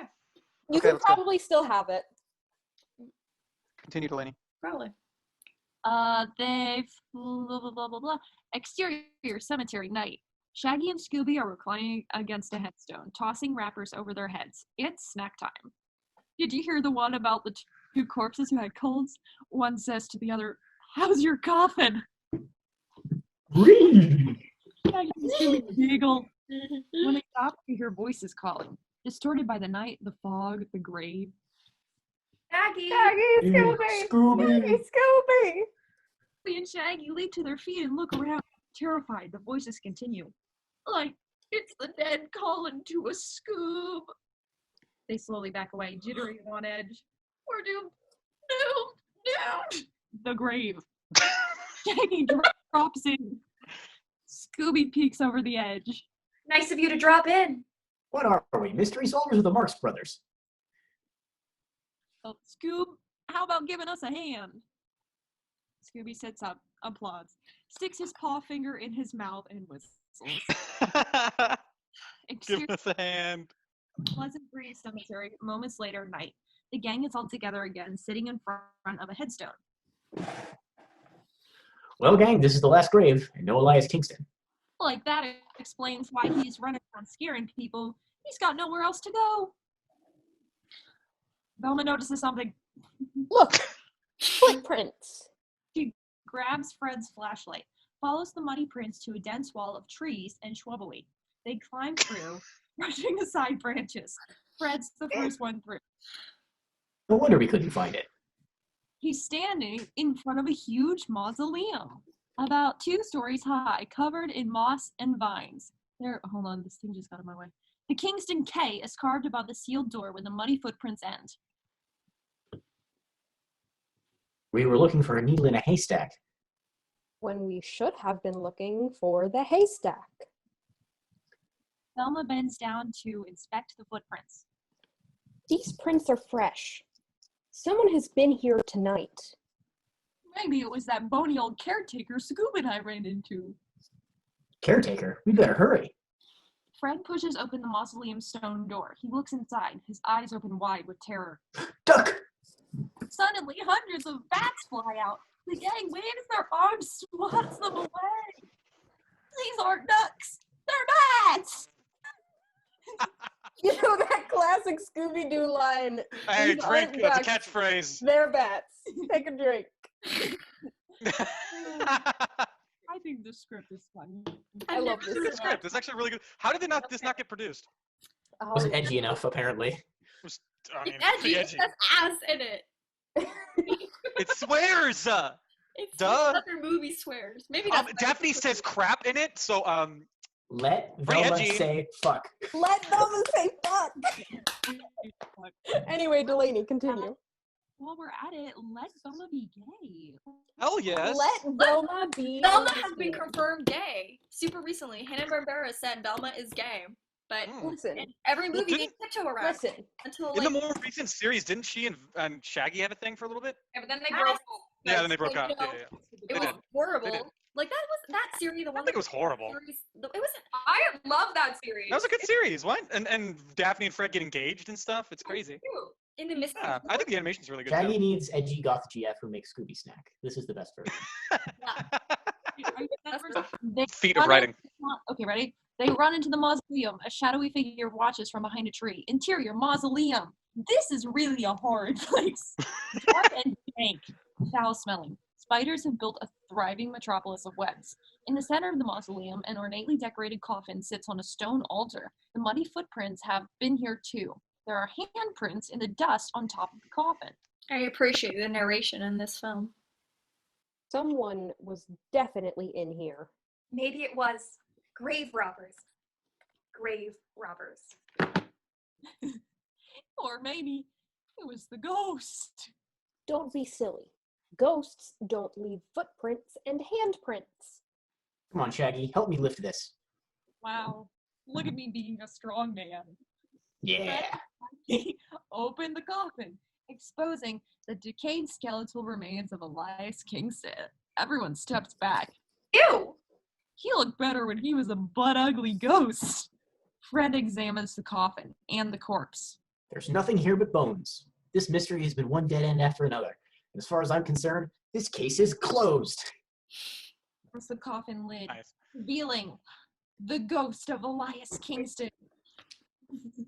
Revealing the ghost. He laughs, his sinister maniacal laugh. Exterior cemetery night. The gang screams at the top of their lungs as they run through the graveyard. Kingston's laugh fills the night. He could be anywhere. Above them, below them, behind them. Interior, the love machine. Night. The gang dives into the van. Fred turns the keys in the ignition. Or, it won't turn over. Velma and Daphne look in the mirrors, expecting to see the ghost any second. Whir. Maybe we should go out and push. Maybe you should just get out. Vroom. The van Damn. starts. The van runs on sexual tension. Ooh, It's called a love machine. So. It's backwards, but it says the love machine right here. Anyways, Fred throws Looks fine. it in a drive, floors it, tires squeal. Shaggy and Scooby fly backwards and right out the back doors. Exterior road night. Shaggy and Scooby land hard on their butts. Like, I don't know how, but we ended up by ourselves again, Scoob. The ghost's maniacal laugh fills the night sky. Ooh, Skeletor. It just says here, this is where we run. Shaggy and Scooby barrel across the street and into exterior Ace in the Sky airstrip night. A banner hangs over an old shack that sits in front of an airstrip. Ace in the Sky, crop dusting, plane riders skywriting.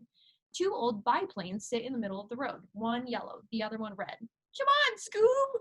We'll hide in one of these. Shaggy and Scooby run to the yellow biplane and dive into the two cockpit seats. My thing froze. Interior yellow biplane, night. Oh. Shaggy crouches down in the front, Scooby in the back. Don't make a sound, Scoob. Don't even breathe. Scooby takes a deep breath, holds it in. Shaggy's knee accidentally bumps the starter and starts the plane. Oh boy. Shaggy peeks out. They're heading straight for the old shack. He pulls back on a lever. Brakes! Exterior airstrip night. But that's not the brake. The plane lifts off the ground, just missing the shack. Scooby and Shaggy are airborne. No! Oh no, it just went full screen on me. Oh no. Now I can't see. It's so much like Velma. Please hold.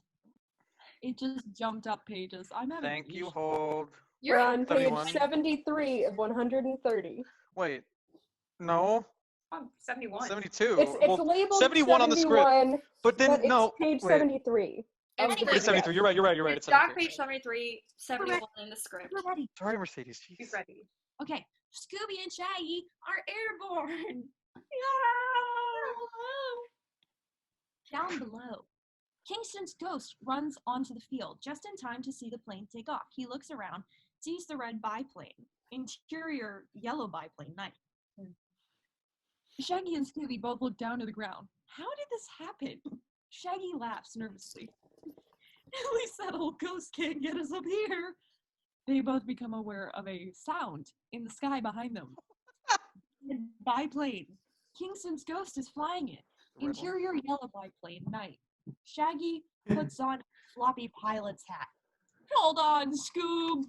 He manipulates the levers. And the next thing you know, they're flying upside down. Whoa! Put the ground up here. Interior love machine moving night. The gang stares out the front window. Fred glances in the mirrors. No sign of a pursuer. I Fred, think we lost him. God. Bella turns around, sees the back door swinging back and forth, and no Shaggy and Scooby. That's not all we lost. The others realize that the gang is 2 heads short. Where'd they go? The upside down plane passes right over the van. Shaggy and Scooby's heads hanging out, screaming. Interior love machine night. Fred, Velma, and Daphne stare out the windshield, amazed. We gotta start keeping those two on a shorter leash. He turns around. Interior yellow biplane night. Shaggy feverishly manipulates the controls. He pushes all the buttons, including the skywriting button. The plane rotates back to normal, then heads straight up, straight down, spins. Exterior night sky. The plane is a tiny blur. Trailing behind it are tiny wavy letters that spell out Zoinks! Only in the movies, folks. Interior yellow biplane night. Back on the straight and narrow, all is calm once again. I think we lost him. The ghost plane rises up right behind them. Its propeller starts chopping their tail into kindling wood. Scooby and Shaggy watch as their tail disintegrates and the roaring propeller munches its way forward. We're gonna need a little firepower, Scoob. Shaggy digs in his backpack, pulls out a bag of marshmallows. He rips the bag open. Open the hatch! Scooby, I'm still going, right? Yeah. Scooby opens his mouth and Shaggy dumps the marshmallows inside. Scooby's cheeks puff out like a chipmunk's. Lock and load! Scooby faces the red biplane. Shaggy grabs his tail. Fire! He cranks Scooby's tail like it's a Gatling gun crank. Close up Scooby. Marshmallows rapid fire out of its mouth. Yep. Interior red biplane night. Gobs and gobs of gooey marshmallows pelt Kingston's ghost. He can't see a thing. Marshmallows also cover his propeller, causing the engine to choke and sputter. Exterior road night. The red biplane flies toward the hard asphalt road. Smoke pour from the engine. Up ahead, the love machine is racing down the road, heading straight for it. Interior love machine moving night. The red biplane zooms over them. The gang watches in the rearview mirror as the biplane crashes into the wall of trees and erupts into a fireball. Who was in that plane? Smack! The ghost Scooby head appears in their windshield. He's on the roof. Big screams. Yep. Fred yanks the wheel left and right, trying to shake him, but the ghost sticks to the van like a gooey marshmallow. He disappears back on the roof. Where'd he go? Where did he go? Daphne looks out Fred's side window, screams. Yep, Kingston's ghost is hanging from the ski rack. He pulls open the side door, grabs for the wheel. Give me the map. The ghost grabs Fred around the neck. The map of your life. Oh, the map of your life. Nicole gets some water. Him. Tugs at the ghost's arm. His ghastly green hand comes off. Daphne screams, tosses it in the back of the van. The ghost climbs back onto the roof. Take the wheel. But before Daphne can protest, Fred is out the door. Daphne scoots over into his seat, steers. Exterior love machine moving night. Fred and Kingston's ghost face off on the roof. I want that map. Why? Been dead so long you forgot where you buried your own treasure? Ghost lunges for him. With lightning fast reflexes, Fred ducks out of his way. They face each other again. The treasure belongs to me. Fred doesn't move. A big smile spreads across his face. Okay, you win. Fred drops down to his knees. The ghost is confused, then hears something. He turns around. Smack! The wheels of the yellow biplane knock him off the van. He tumbles down the road like a rag doll.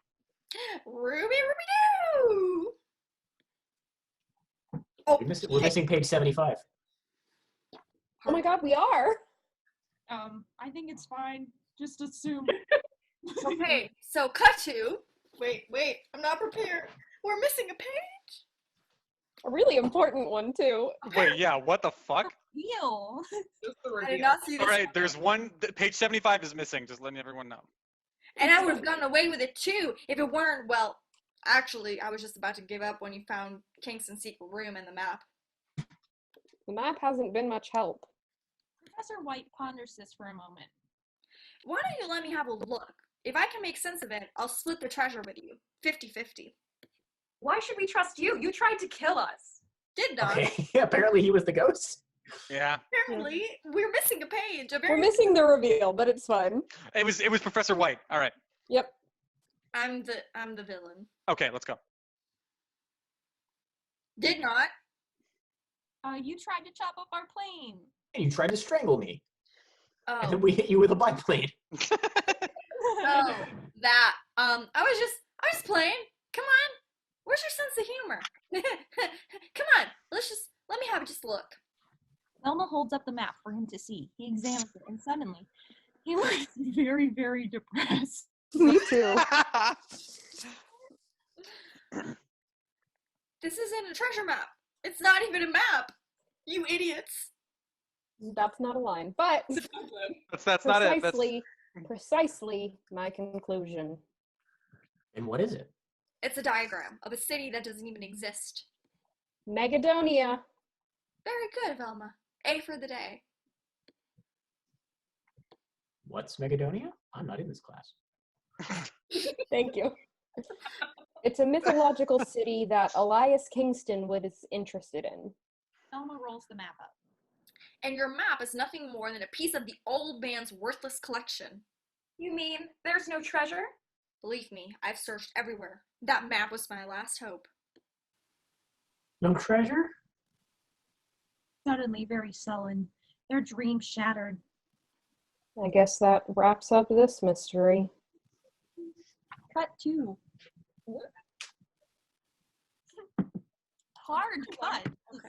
Oh wait, yeah, that's it. Now Act 2. What on earth? Exterior ancient Hard. temple somewhere. Somewhere. Somewhere. Kind of architecture is usually reserved for nightmares, bizarre angles, weird twists and turns. An outside altar is at the end of a long aisle. 24 hooded figures face the altar. They have skeleton faces and glowing eyes. They are chanting. Megado. Is it Megiddo? What are we doing now? Megiddo, I don't know. No one knows. Megiddo. I'm the guy playing him, so I gotta know. Buongiorno.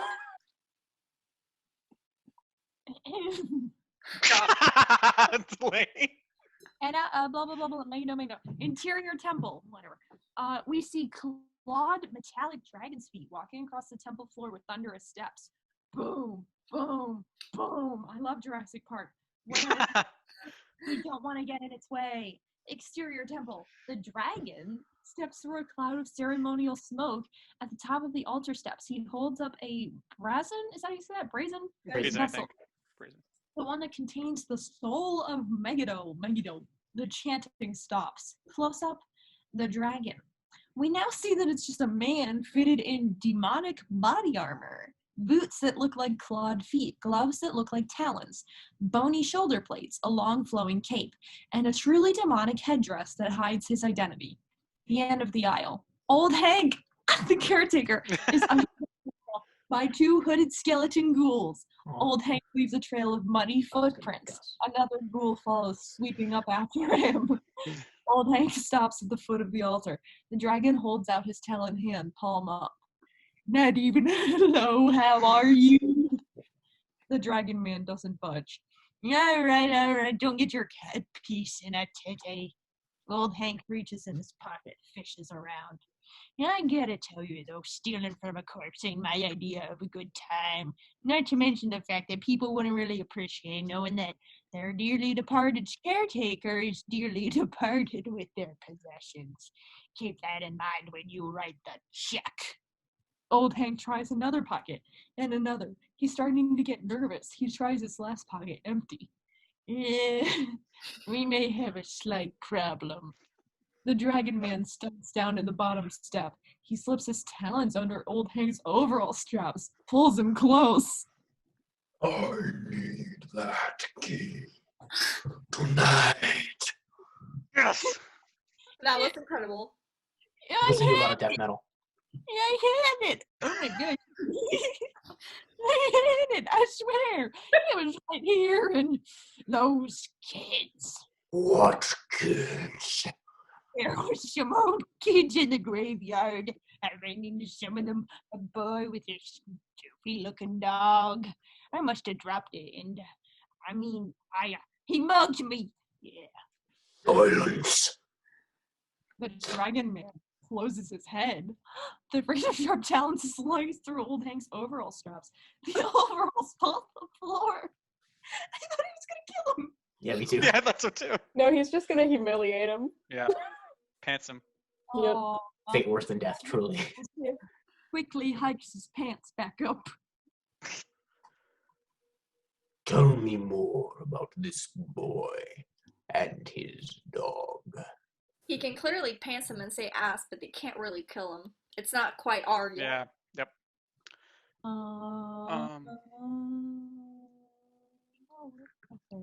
Exterior campus night. Close on Shaggy's Scooby's SD medallion, dangling from his collar. He's in the sidecar of Shaggy's scooter. Shaggy's riding down a tree-lined sidewalk. If I never see another ghost again, it'll be too soon. Rah! We're just a couple of happy-go-lucky, yellow-bellied, chicken-livered West girls, and that's the way we like it. Rah! Who needs treasure? I mean, just because we don't have any money. The scooter starts to slow down as Shaggy gets more and more depressed.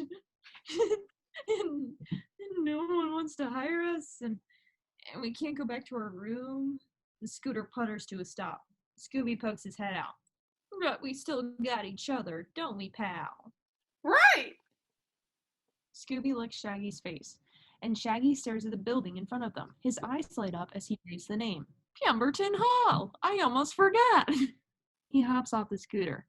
Things are looking up already, Scoob. Wait here, I'll be right back. Shaggy walks up the dorm's flower-lined sidewalk. He pauses for a second to pick some of the flowers. Scooby watches, disgusted. Randy.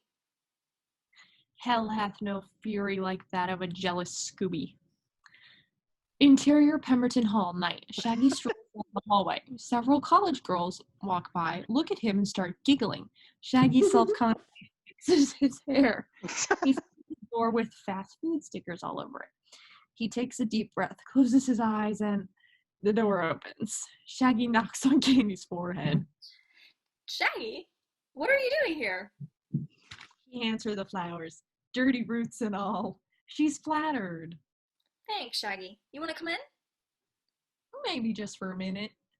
He walks in. The door closes behind him. Interior love machine night. Fred stops outside Daphne and Velma's door. Here you are. Last stop. They're all very quiet, reluctant to say goodbye. Daphne grabs her rollerblades from the back of the van. Yes, this is it then, huh? We can all get back to our own lives now. What was it? A klutz, an egghead, a dimwit, a dog? And a jerk. Daphne blushes. Oh, yeah. I can't believe I was out this late on a school night. Is this what it feels like to have a social life? You're a regular party animal now. Interesting. Velma and Daphne get out of the van. I'll see you two around. Daphne looks back at Fred. Sorry about that jerk thing. Sorry about the klutz thing. She smiles, closes the door. Fred looks sad, alone. He drives away. Exterior girls' dorm night. Daphne watches Fred's van drive away, then follows Velma. We may not have found a treasure, but we solved the mystery of the Kingston ghost. That was fun. We should all do it again sometime. Maybe start a club. Except we're all out of ghosts. I just hope Max will run my story. My recorder! It's in the van! She runs out to the road. The van disappears around a corner. Oh, jeepers. She hurriedly puts on her blades. Exterior moments later, night. Daphne blades awkwardly down the street, tailing Fred's van, huffing and puffing, trying not to lose him. The van drives into a park and stops. Exterior park, night. Daphne stops behind a tree. Actually, she stopped by the tree. She watches and watches, but Fred never gets out of the van. She blades closer. Exterior love machine, night. Daphne rolls up the front windshield, looks inside. Daphne's POV inside the van. Fred is sitting at the wooden spool table doing homework. The old mattress is made up like a bed. A single candle provides the only light. Wait a minute. Fred lives in the van? Yeah. Yeah, bud. That's so sad. Close up Daphne, touched, bubbling over with motherly instincts. It's his home. Thank you, Daphne. Run now. That's never good. Just run. And then her feet roll out from under her. She falls hard, makes a big noise. Interior love machine night. Fred looks up, startled. Exterior love machine night. Fred hovers over Daphne, reaching down for her. You did this on purpose, didn't you? So you could hold my hand again. Daphne grabs his hand. No tricks this time. Fred pulls her up and she falls right into his arms. It's an awkward moment. And then... Aren't you going to invite me in? Exterior Pemberton Hall night. Scooby paces back and forth along the side of the building, growing impatient. He looks through a dorm room window. No one inside. TV on. The dog channel logo in the corner. Scooby lifts the window, pokes his head inside to watch. Close up TV screen. A grainy home movie shows a young couple in their quintessential suburban backyard, happy, in love, laughing. Yes, a dog can be a great pet for the whole family. See how the children adore him. The family dog is wearing a clown suit and is prancing in front of the young couple's perfect children. The children laugh gleefully. The dog looks humiliated. Close up Scooby. He gasps. Hypnotized by the horrible image. Close up TV. The image transforms. The young couple becomes Shaggy and Candy, and the clown-suited dog becomes Scooby-Doo. Close up Scooby. He shakes his head to get rid of the nightmare image. He leaps into the room.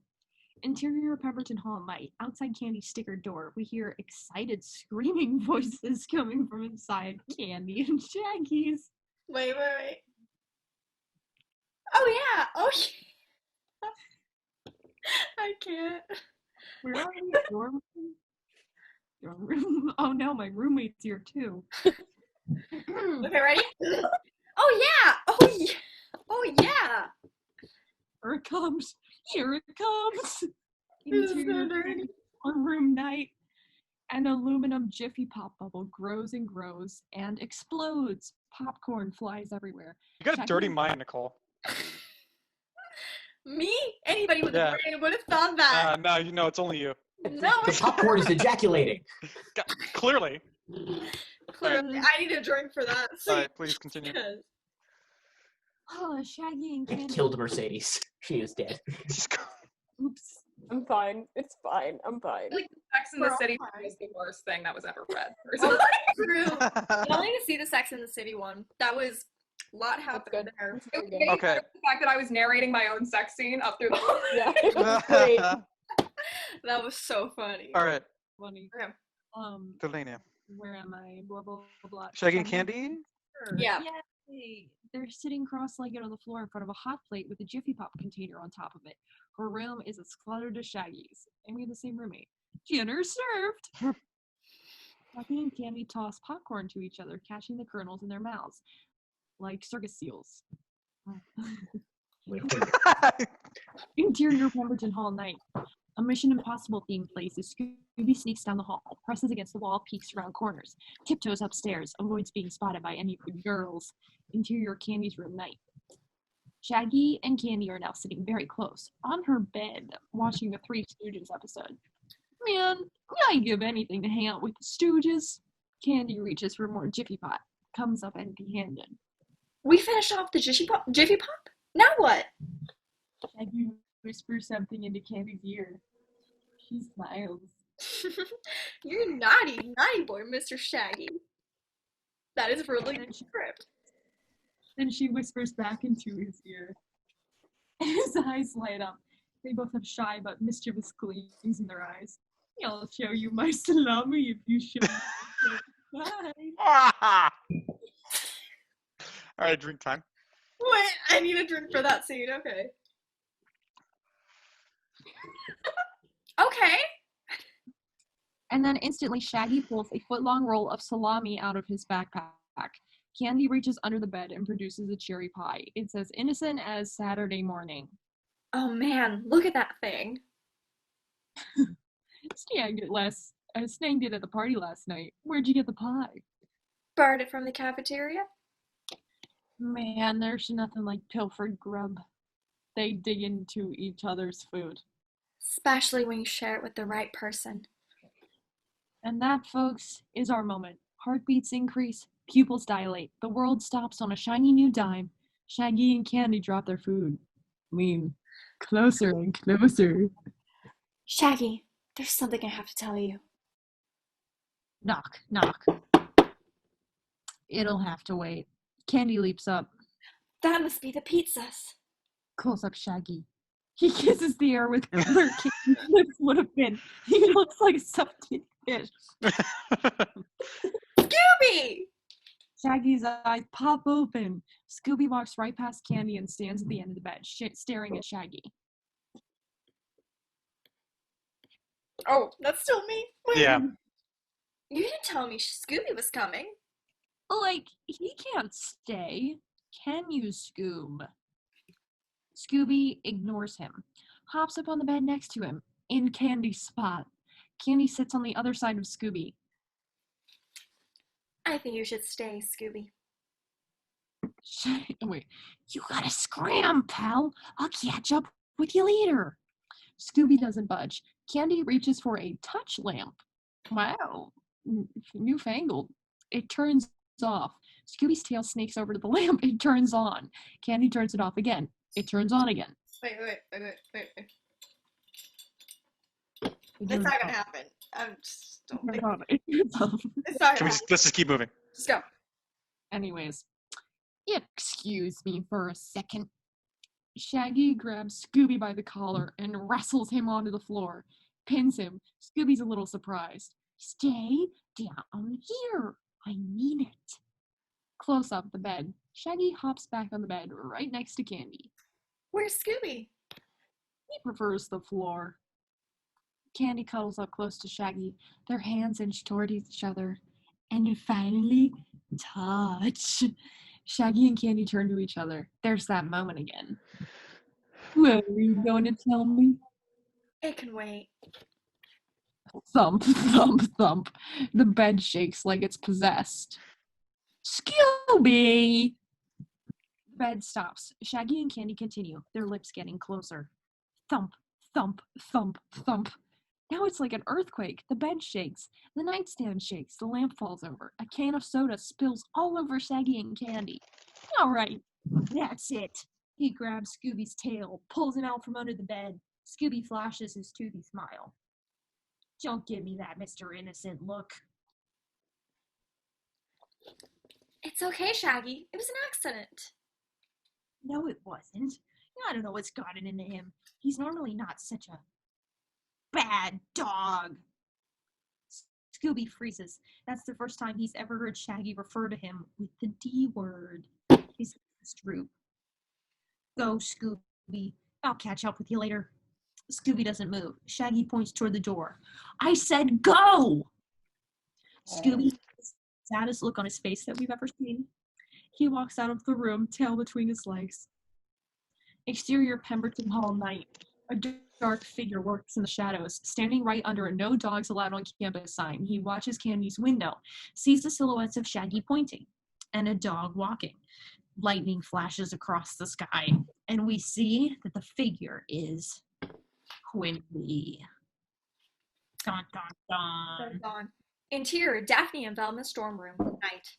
Thunder cracks. Velma is hunched over her desk, taking notes. A book is open in front of her. Doomsday Mythology. Once the key has released Megiddo, he can use it to attract the souls of his demonic minions, freeing them from their cosmic prison. If Megiddo fails, he'll have to wait another 1,000 years. Outside, lightning flashes. Thunder booms. Velma flips through more pages. According to ancient prophecies, Megiddo will one day be defeated by a brave warrior known as Salvatore Docta. There it is. Velma turns the page, sees something that we don't. Of course. Salvatore Docta is Latin. I should have known. She writes in her notebook, closes it. Another day, another A. I hope Professor White's not still mad. She takes off her glasses, rubs her eyes, leans back, stares up at something hanging on the wall in front of her. Her point of view. It's blurry and unrecognizable. She puts on her glasses. Instant 2020. Haha, 2020. Okay. Close up, a map of Kingston's campus. It should look familiar to us. It certainly does to Velma. She digs through her trash can, pulls out their map, holds it up to the campus map. Identical. Jinkies! Interior, love machine, night. Fred and Daphne sit at the table. Daphne's leg that's propped up on top. There's a tear in the knee of her pink hose. Fred is dabbing it with alcohol. Ow. Oh, for fuck's sake. They should call you Danger Prone Daphne. You have anything to wrap around? I'm trying to find anything to do. Sorry. Daphne reaches in her purse, pulls out several scarves, wraps one around her knee. Maybe they should call you the Girl of Many Scars. And they should call you Love Machine Freddy. Do you like living in your van? Fred seems embarrassed. God, should be. It's all I can afford. I used all my savings to move out here and pay tuition. But I don't mind. It gives me freedom. If I go to the beach, I've got a beach house. If I go to the mountains, it's my cabin in the woods. And here, it's bigger than a dorm room. You've got a point. I guess it does kind of grow on you after a while. Really? You like it?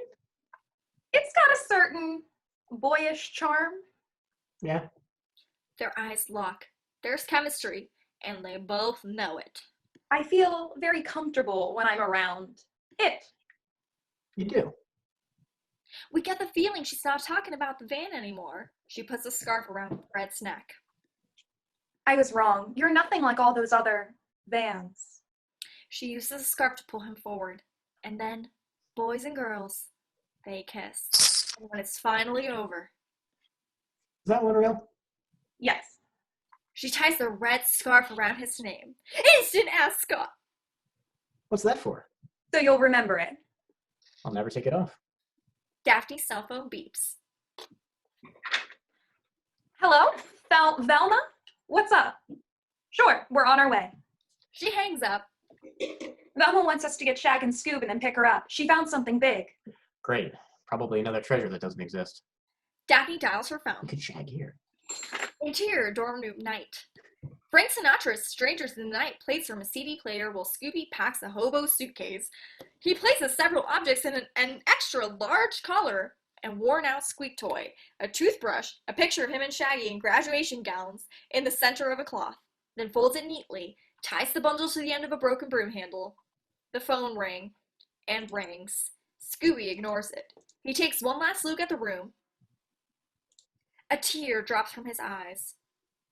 Right, Raggy. Scooby drops down to the floor vent. Exterior dorm room building, night. And slides right into the back of Quimby's paddy wagon. The cage door slams down. Quimby locks and peeks inside. Wait, I lost my Quimby hat. 1 second, I lost my Quimby hat. Oh, there it is. Doggone it. Then he sticks a needle in Scooby's rump. Ouch. Scooby falls over, out cold. The paddy wagon drives away. Interior, Candy's room, night. Shaggy staring into space. Silent, preoccupied. You okay? Yeah. How about some TV? He clicks the remote. George Jetson gives Astro a big hug. Click! Little Timmy gives Lassie an even bigger hug. Oh, who's I love you, Lassie. Click! The final scene from Old Yeller when Old Yeller is shot and killed. Click! The TV shuts off. Actually, I'd rather listen to the radio.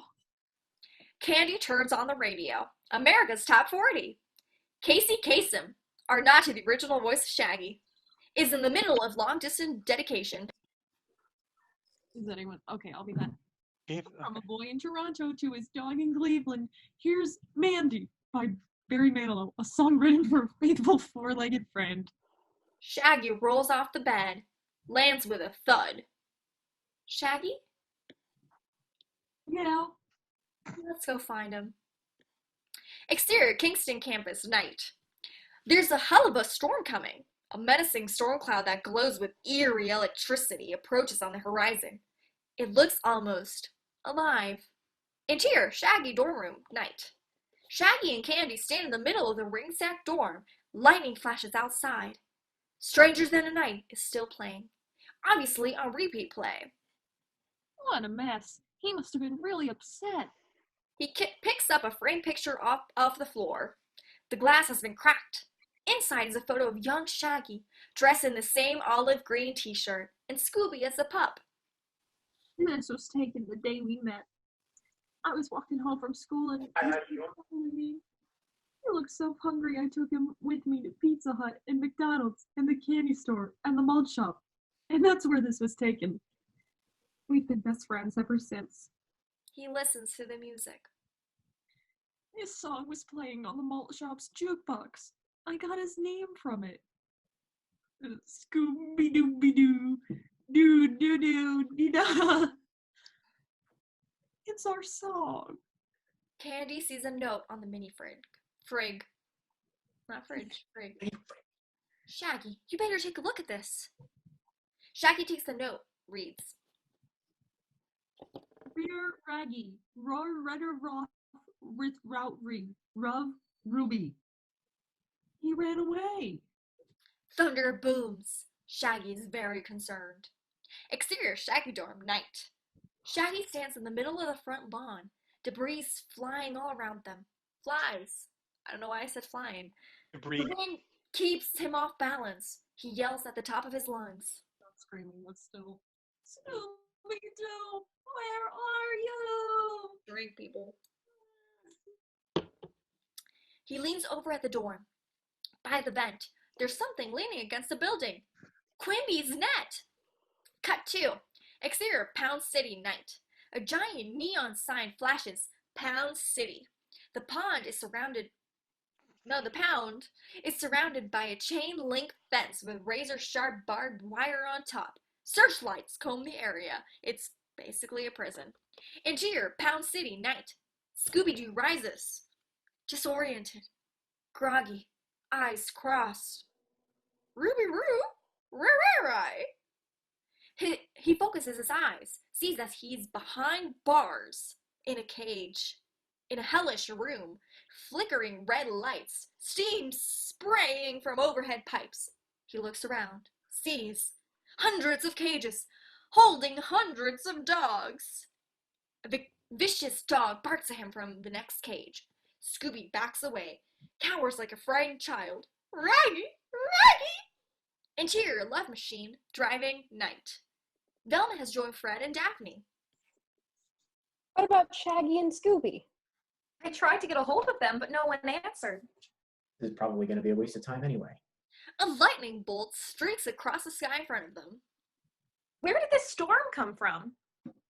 It's the result of a high-pressure front meeting a low-pressure front, causing... Freddie, look out! Exterior street, night. A tree falls in the middle of the road. Fred swerves, jumps the curb. The van tips, rolls, takes out a fire hydrant. Water gushes into the air. The fan finally slams into a tree. Exterior Love Machine, night. No sound coming from inside. Beat. The back doors swing open, fall off. Fred, Velma, and Daphne crawl out. Velma's glasses are crooked. My head. My hair! My van. Fred stares in shock at his wrecked van/home. Daphne puts her head on his shoulder. Oh, Freddie, I'm so sorry. I can fix it. A little paint here and there, bang out some dents. The top of the tree snaps off and crashes into the van, crushing it. Velma, I hate to put any pressure on you, but this little trip to the library better be worth it or you'll be hanging out with the Clue Club. I found out what Kingston's secret is. She unrolls the 2 maps. The similarity is obvious. It's the lost city of Megadonia. We're sitting right on top of it. Fred examines the map. He runs around to the other side of the van. Velma and Daphne follow. They now have a perfect view of the Kingston campus. Lightning flashes behind the buildings, making them look downright evil. We can tell now that the buildings are actually rising out of the ground. You mean our campus? Is the tip of the iceberg. As they race towards the campus, several hooded skeleton ghouls step into the frame. Interior Pound City Kennels, night. The vicious dog next to Scooby barks. Then Scooby barks. Ruff. It's a much whimperier version. The vicious dog shakes his head. He's teaching Scooby how to bark. Scooby tries again. Ruff. Does a little better. Interior Quimby's office. Prominently displayed behind a clustered desk is a huge Josie and the Pussycats poster. I love Riverdale. Sunday morning something. Okay. Quimby kisses each of their faces. Well, actually, he licks them. Wait, I lost my Quimby hat again. There it is. Ooh. Poor Josie. Don't worry, my little pussycats. No big bad dogs will ever hurt you. Oh. We pull back. Quimby, shit. Okay. We pull back to reveal that the whole office is plastered with pussycats paraphernalia. Quimby snaps his leather gloves. Not as long as I'm here to protect you. Interior kennel. I don't like it. I don't and I'm reading it. Okay. Scooby barks again. Ruh, ruh. He's got it. All the dogs start barking their approval. Scooby smiles proudly. Somebody took a screenshot. Yay. I swear to God. Quiet, all of you. Cut. Close up, Quimby. He's standing in front of a giant black furnace that's built into the wall. Above it, the word Incinna-Dog. We can see inside the furnace through a big round porthole. Quimby pulls a lever. Flames roar inside. He presses a button. How much is that dog in the window, please? Now, who wants to be first? Love the background, Delaney. Excellent. Suddenly, there's a loud roar coming from outside. Quimby turns around. Crash! Shaggy's scooter barrels through the doors. The Pound City gate stuck on the front of the bike. The scooter skids to a stop. Shaggy and Candy take off their helmets. Let my Scooby go! Scooby breaks out in a big, happy grin when he sees him. Raggy? It's hard to beat two people. Well, if it isn't my favorite deadbeat flunky. That's Mr. Deadbeat Flunky to you. Let him go. And if I don't? Shaggy hops off the scooter, assumes a really ridiculous karate pose. There we go. Okay. Yeah, I know. It's happening again. I know Chop Suey, Chinese checkers, and Hong Kong Fooey. Again, we did not write this. While Quimby is distracted, Scooby takes the opportunity to bite down on his hand. Quimby screams. Shaggy leaps on his back. Quimby spins around. It's the silliest fight we've ever seen. Shaggy grabs the keys off Quimby's belt and tosses them to Candy. Candy catches the keys, unlocks Scooby's cage. You okay, Scoob? Scooby looks her over, as if reevaluating her. Hold on, I'm three people. Give me patience. Give me patience. My ears are backwards. Oh my god. That would have been really embarrassing. Thank God you fixed that. No, right?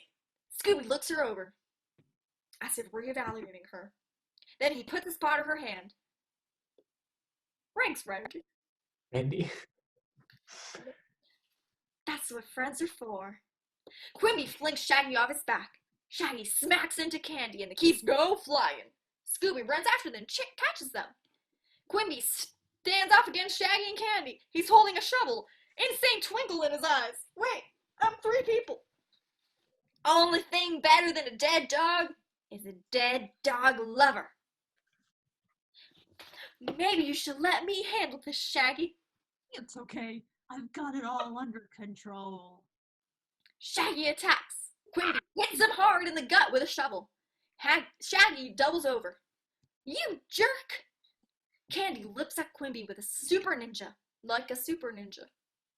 In a matter of seconds, she gives him several high kicks, side kicks, spinning kicks, and jabs. Quimby falls to the floor, bruised and a battered heap. Shaggy, Scooby, and all the dogs stare at her. I play a lot of Mortal Kombat. Indies. Yes. Scooby gets Candy the keys. She opens the cages. Scooby barks at the dogs. Rrr, rrr. They bark back.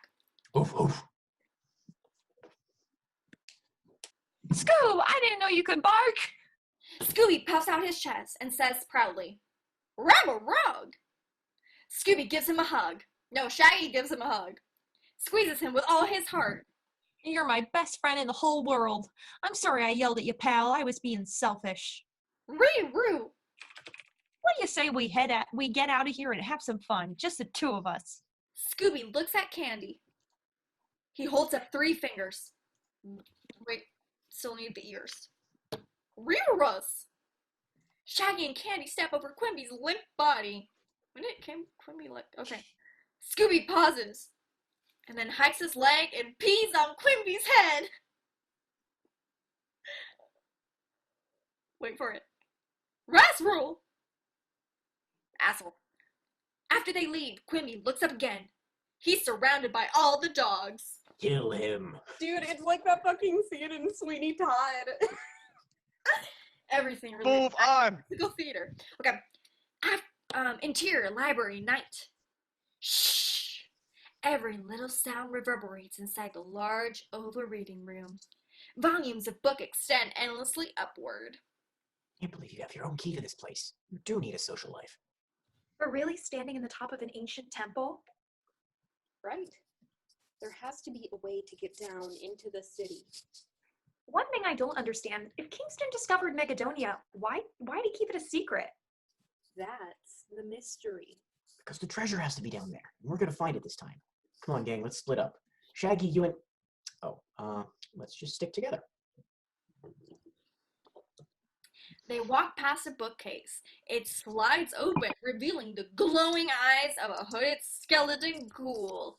The ghoul reaches out, grabs Daphne, pulls her inside. The bookcase closes. Interior library stacks. Velma leads the way down the spiraling metal staircase into the library stacks. It's dark and creepy, claustrophobic. Velma has Fred's flashlight. It offers the only light down here. They don't realize that Daphne's not with them, because of course they don't. If there's a secret passage, it has to be here. We're at the bottom?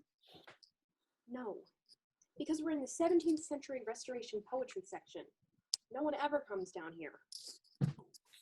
Fred stomps on the floor, solid as rock. There's no way we're gonna punch our way through this time. Come on, let's look around. He reaches for Daphne's hand. It's not there. Daphne? Daphne! He grabs the flashlight, runs up the metal stairs. Top closes like a submarine hatch. Fred tries to open it. It won't budge. He bangs and bangs. What's wrong? Where's Daphne? I don't know, she just vanished. And now we're locked in. Oh, Marina really did vanish. Okay. An excruciating noise fills the stacks, like metal scraping on metal. Velma looks around, not very happy. Stacks are closing. Sure enough, the stacks start compacting. Fred and Velma run from aisle to aisle, but the stacks close in on every turn. Fred casts his flashlight beam everywhere. Be a way out of here? Turn off your flashlight. What? Just turn it off. Fred turns off the flashlight. In the classic cartoon style, all we see are 2 sets of eyes walking around. What, you have night vision and a photographic memory? Were you created in a lab or something? There. Their point of view, an outline of light, like it's seeping around the edge of a door. Fred turns the flashlight back on. He sees 2 things. 1, there's a brick wall where the outline had been, and 2, the stacks have gotten much, much closer. Fred and Velma push against the wall with all their might. If we don't get out of here soon, we'll be flatter than cartoons. Haha. With only seconds left, Fred finds a loose brick. He pushes it, and the wall rises. Fred pulls Velma inside just as the stacks slam into each other. Interior secret passage. It's a chute! Fred and Velma slide down, screaming. Interior. A land in big chamber. And land in big chamber. Land of big trees. Oh my god. No, stop taking... You've had enough. You've had enough. Daphne, are you okay? He takes the gag off her mouth.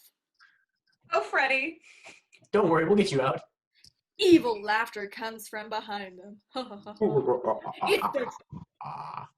Thank you. It's the Dragon Man and several of his ghouls. Uh-oh. Scooby-Doo, we could use you. Exterior, Pemberton Hall, night. Is this still me? Yes. Scooby's scooter is parked outside. The two hooded skeleton ghouls are standing over it. Interior, Pemberton Hall, night. No, hallway, night. Candy strides confidently down the hall. I feel stupid. You can't go back to your place, and we can't get guys in our rooms after curfew. Close up, Shaggy and Scooby. Following Candy, both wearing dresses. We'll never get away with it. I've got whiskers, and Scooby's covered with fur. Trust me, our dorm mother will never notice. Several other girls are I love it. I girls fucking love it. are escorting their dolled up boyfriends to their rooms. The guys all nod silently to each other. Your dorm mother must be blind. A short, bun-haired lady with 2-inch thick glasses steps in front of them. It's Mrs. Bird, the dorm mother. She gets about an inch away from Candy's face. Candy, is that you, dear? Yes, Mrs. Bird. And who are these lovely ladies? These are my cousins, Shagna and Scoobette. Mrs. Bird gets in their faces. I'm going to kill someone. Oh my god, I'm going to kill No! someone. I'm going Oh, to kill someone. I'm going to kill. And what a pose. Pick me. Wow. To me. Okay. Well, there Okay, she she's on her Here, phone. we're counting it. Keep going. We're counting. Okay. Kill someone. I'm gonna say this now. These are my cousins, Shagna and Scoobette. Mrs. Bird gets in their faces, scrutinizes them. You girls be careful. Power may go out tonight. Mrs. Bird walks away, right past a girl with 300-pound boyfriend, with a 300-pound boyfriend, with a big bushy beard, and a frilly pink dress. I can't read. Evening, ladies. Candy, Scooby, and Shaggy turn down her hallway. It's empty and quiet. Candy opens her door. 2 glowing-eyed hooded skeleton ghouls are standing inside. Both Shaggy and Candy's scare sticks up straight. Fight! Wait. I'm out of it. I don't have any more. Okay, don't worry about it. The ghouls reach out for them. Candy kicks one of the ghouls in the groin and maces the other one. Then she, Scooby, and Shaggy take off running down the hall. Like, you didn't tell me you had skeletons in your closet. They're not mine. They run a corner. More ghouls coming from both ends. Candy pulls Shaggy and Scooby into a stairwell. They run up the stairs. The ghouls follow. What are those things? Why are they chasing us? I don't know, but like, you can't go anywhere these days without running into monsters. And here, 3rd floor, night. The floor is closed for remodeling. Lots of paint cans, ladders, holes in the walls. Interior bathroom, night. Shaggy, Scooby, and Candy duck into the bathroom. Close the door behind them. Keep it very, very quiet. Candy pulls them into the bathtub. Pulls the curtain closed. Like, I never shower on the first date. Much needed pause. Candy pulls her hand over his mouth. The door creaks open. The glowing eyes beam cut through the room. Footsteps. An awful moan cries out from the bowels of the old house. It sounds like old pipes being stretched. The ghoul rips open the shower curtain. Shush! Just as the awful moan reaches a crescendo. It startles the ghouls. And then, crack! The bathtub falls through the floor. And the next floor. And the next floor. Interior Pemberton Hall basement. And lands on the basement floor. Looks like we hit bottom. Crack! The floor beneath them gives way and the bathtub drops down into interior underground aqueducts. Shaggy, Scooby, and Candy ran into the bathtub like it's a flume ride. Around hairpin turns, down steep drops. Rub-a-dub-dub, get me out of this tub! Okay. The bathtub shoots out of an aqueduct tunnel, lands in a canal, like in Venice. There's a docking bay up ahead. Where are we? They paddle with their hands. Like, I bet wherever it is, it's old, abandoned, and haunted. Exterior temple. Fred, Velma, and Daphne are on the altar, tied up. The dragon man stands before them, as does old Hank. This is your last. Pardon me. This is your last. Oh my God. chance. Where is the key? Maybe if you could be just a little more specific about this thing. It's the boy with the dog. They're the ones you want. Tell me where your friends are, and I might let you leave here alive. Interior docking bay. The bathtub is docked. We see several outboard motors lined up by the dock. Lots of crates. Shaggy, Candy, and Scooby step out of the tub and onto the dock, where they are spotted by more hooded skeleton ghouls. Like, this place is infested with these bug-eyed creeps.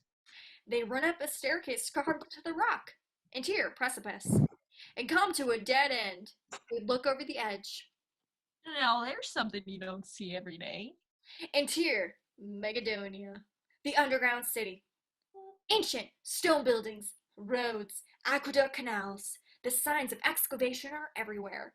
Scaffoldings, support beams, tracks. Skeleton ghouls busy as worker ants, and the elaborate temple. All the buildings disappear into the solid rock above. A city this big, and no McDonald's. Ghouls close in behind them. There's nowhere to run. But luckily, a cable dangles down from a crane at the edge of the precipice. Candy grabs it. A crane? A crane? A crane? Seance? I don't know if anyone remembers. All aboard! Ghouls close in behind. No, wait. All aboard! Shaggy wraps it around. Shaggy wraps it around Candy. Scooby wraps his leg around them both. Where am I? Oh, that's me. Gangway! They swing out over the city, over the outer temple, exterior temple altar. The dragon man scrapes his talons against the colonnade. This is your last chance. Where are they? I'm really digging this voice. Okay. Well, Crash! that's the last line because he's dead. Shatter my dreams, why don't you, Jake? Crash! Shaggy, Scooby, and Candy land on top of the dragon man. Old Hank tumbles down the altar steps. The gang is reunited, surprised to see each other. Shaggy! Scooby! Like, what are you guys doing here? You were kidnapped and you're wearing dresses. Is there something you two have been keeping from us? Oh, yeah. Gang, this is Candy. Candy, the, gang. Scooby-Doo said trans rights. Candy waves. Rand's rights. Candy waves. The gang says hello. Trans rights? Shaggy and Scooby unites Fred and Daphne and Velma. Nobody steals my Scooby-Doo voice. Go ahead, please. Continue. Untie. Fred. How'd you know we were here? We didn't. It just sort of happened. Everything happens for a reason. Huh. They all surround the dragon man. He seems to be out cold. Any guesses? Bluestone the Great, the missing magician. Velma ignores him, reaches down to pull off the dragon man's headdress, and he grabs her wrist. Big scream! The dragon man sits up. Far from dead or unconscious even, the gang backs away. Several hooded skeleton ghouls run up the stairs. Old Hanks crawls up the stairs, points at Shaggy. That's him. He's the one. The dragon man lifts Shaggy off the ground and still has a line, Jake Jacobs. Where is the key? Scooby barks at the dragon man. Ruh, ruh. The dragon man looks down at him, sees something, and he drops Shaggy. He turns to Scooby. Scooby cowers. Scooby ears. The dragon man barks out in laughter. Breaks out in laughter. He then Freudian slip. Good God. Scooby's medallion and takes it off his collar. Hey, give that back. Megado. The Megiddo? Whatever. Whatever. Megiddo turns the medallion sideways, and we see that the SD is really the Armageddon hieroglyphic in its side. What? The key! Key? So there is a treasure buried here. Oh, yes. Would you like to see? He heads them into the inner temple. Inner temple. It's an immaculate throne room, and in the center, on display, is the brazen vessel. The Dragon Man picks it up. You found the brazen vessel. It must be worth a fortune. Like all things, the true value of something is found on the inside. Nice. You don't actually believe that the soul of Megiddo is in there. I'm out. You want to explain this to the slower brains in the room? Megiddo is a demon. His soul is supposed to be locked in there.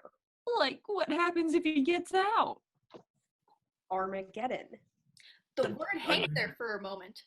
Armageddon? Like an Armageddon out of here. Shaggy and Scooby run for the exit, rightly so, and slide to a stop. The hooded skeleton ghouls are blocking the way out. It's just a myth. Oh, it's no myth. And tonight, Megiddo will live again, and so will his army. He presses an insignia on one of the walls. The wall rises, revealing a stairway that leads down into an endless chamber. Thousands and thousands of stone demons fill the chamber.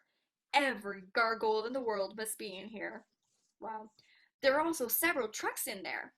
Hooded skeleton ghouls unload crates, pry them open, and take out yet another demonic statue. All they need is a little soul. The Dragon Man stands amongst the statues, inserts the key into the brazen vessel. Enjoy the show. There's a blinding flash of light. The vessel glows. Multicolored beams of light shoot out, engulf the Dragon Man. Close up, Dragon Man. Real demon feet burst out of the boots. Real talons pierce through the gloves. The cape falls off, and leathery wings spread out of his back. Horns grow out of his head. The headdress splits in half, revealing a very scary demon face. The face of Megiddo, whatever. He rolls over 7 feet tall. Free at last! Free at last! The gang can't believe what they're seeing. This can't be real. Velma.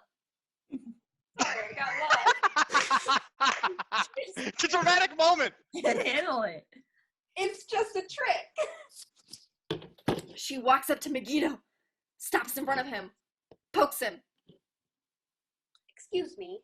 Megiddo bends down, gets right in her face, snarling. Yes?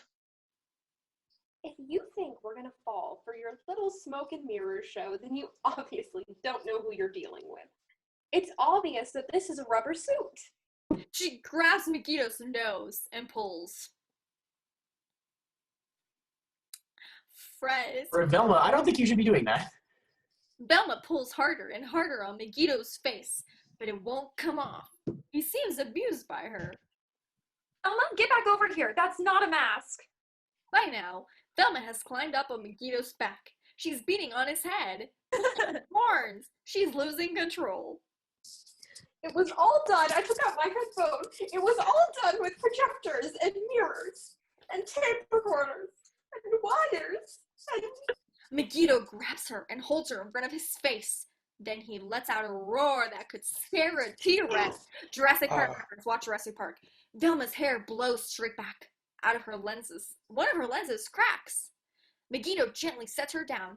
Velma wobbles back to the gang. I believe I may have been mistaken. That's good. Megiddo steps over them. Megiddo steps over to them. It's me now, Nicole. I'm so sorry. I got carried away. Megiddo steps over to them, looks them over. Now, who wants to be my bride? What? What? Keep going. Fred wants to be your bride. His forked serpent tongue slithers Waiting my whole in life out. for this. Tell me what that tongue do. Oh my god. It's been a long, long time, if you know what I mean. Okay,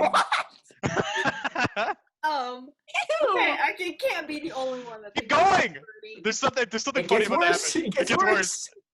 He looks at Shaggy and Scooby, both still in dresses. But not that long. Megiddo did not say trans right. Yeah, you really didn't. You really didn't. You really didn't. At least Megiddo is not into bestiality. He looks at Velma, Daphne, and Candy. A demon of taste. Wow. He grabs Candy and flies up through the solid glass ceiling. This is taking a turn. Keep going, please. Rocks fall all around them. The ground shakes. Like an earthquake, the ghouls surrounded the gang. I don't like these odds. Oh, shit, Fred. Fred sees several massive truck tires lined up behind them. The hooded skeleton ghouls close in, backing the gang even closer to the tires. Gang, let's roll. And now, boys and girls, it's time to begin the classic Scooby-Doo chase montage. Wait a minute. We're at page 111, and we're just getting to the classic chase montage. Do we have to read all these stage directions out loud? Finish it. Yeah, fuck you guys. I'm going to read them, and they're going to be great. Okay. The classic Scooby-Doo chase montage. A super happy bubblegum pop song, albeit updated and edgy. Davy Jones meets Weezer for Green Day, 1996. Totally Plays adding throughout. up to the script. Okay. Close up, the gang. They each climb into a tire and roll straight for the wall of ghouls. The ghouls scatter like bowling pins. Exterior, temple. The tires roll down the stairs, down the aisle. Interior, Megadonia, night. And into the heart of Megadonia.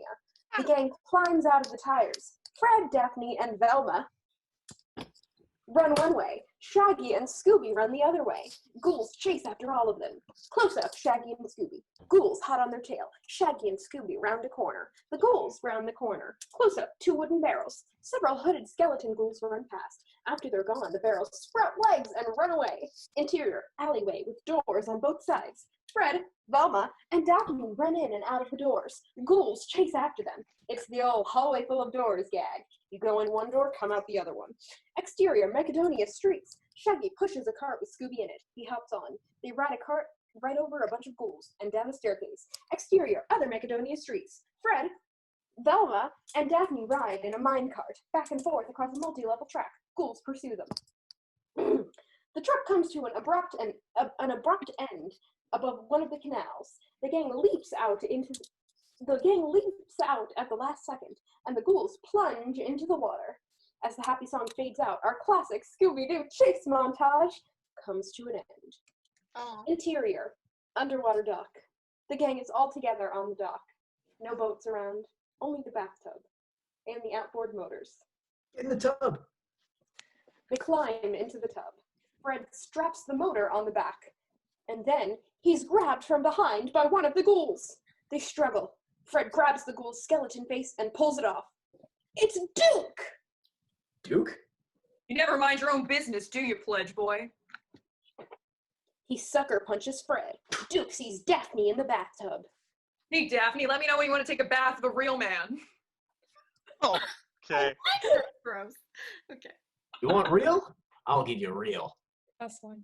Here's And real Fred mad. goes ballistic. Here's real mad. Here's real pissed. Here's real tough. And here's real glad Kaboom! Duke falls to the ground. that I'm not in your pussy frat. Oh, shit! Feel free to applaud. Way to outbro him, Fred. Feel free to applaud. Fred hops in the tub, fires up the engine. Whoosh! The bathtub takes off. Interior, aqueducts. And races through the aqueducts. The tunnels seem to be caving in all around them. Can't this thing go any faster? It's a bathtub. They're not built for speed. They're built for taking baths. You know, more people die in their bathtubs every year than by natural causes. Shut up, Velma. Shut up, Noble. The tub gets caught in a strong current. It starts spinning and spinning like it's going down a drain, and then it's sucked into another tunnel. Exterior, campus night, near the wrecked van. The fire hydrant is still gushing water. Suddenly, the ground around the hydrant erupts, and the bathtub shoots up into the air, sails across the full moon, and lands right on top of the love machine carcass. The gang's all a little stunned. I planned that. We leap out of the tub, look toward the library. Exterior, library/temple, night. The temple rises out of the ground, like a missile out of a silo, ripping the lovely campus squad to shreds. Oh, it's like AU every year. Oh, rip. Close up, Megiddo. He rides on the bell tower like a demonic Kong. He attaches the key medallion to the top of a ceremonial rod that juts out of the bell tower roof like a lightning rod. Exterior, sky. The strange storm cloud swirls like a whirlpool. Blue lightning flashes inside as it veers toward the temple. Exterior, campus, night. The gang looks up at the strange cloud. Velma rubs her chin. Gang, we've got some work to do. And we don't have much time. I know, that storm looks real nasty. That's no storm. It's the souls of all the demons we saw under the temple. Megiddo's army. That's a real attention grabber. They pass over the earth once every 1,000 years. The key is acting as a magnet to draw the souls down into the temple. So unless we can get that key down from there before the storm reaches it, every one of those stone demons will come to life. And Armageddon will begin. Fred, Velma, Daphne, Shaggy, and Scooby look at each other. Let's lure Megiddo away from there and grab the key. And candy. But how, Freddy? I've got a plan. Help me get the stuff out of the back of the van. Exterior, temple bell tower, night.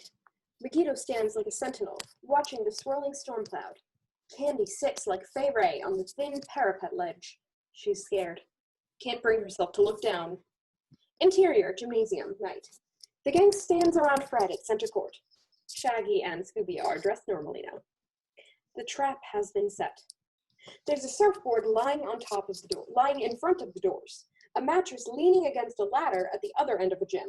A net spread out on the floor in front of the mattress. A rope that leads from the net up over the rafters and over to the giant wooden spool teetering at the edge of the upper level seats. I'll let Fred explain. After all, it's his trademark. We lure Megiddo into the gym. He steps onto the surfboard that has the wheels of Daphne's rollerblades underneath it.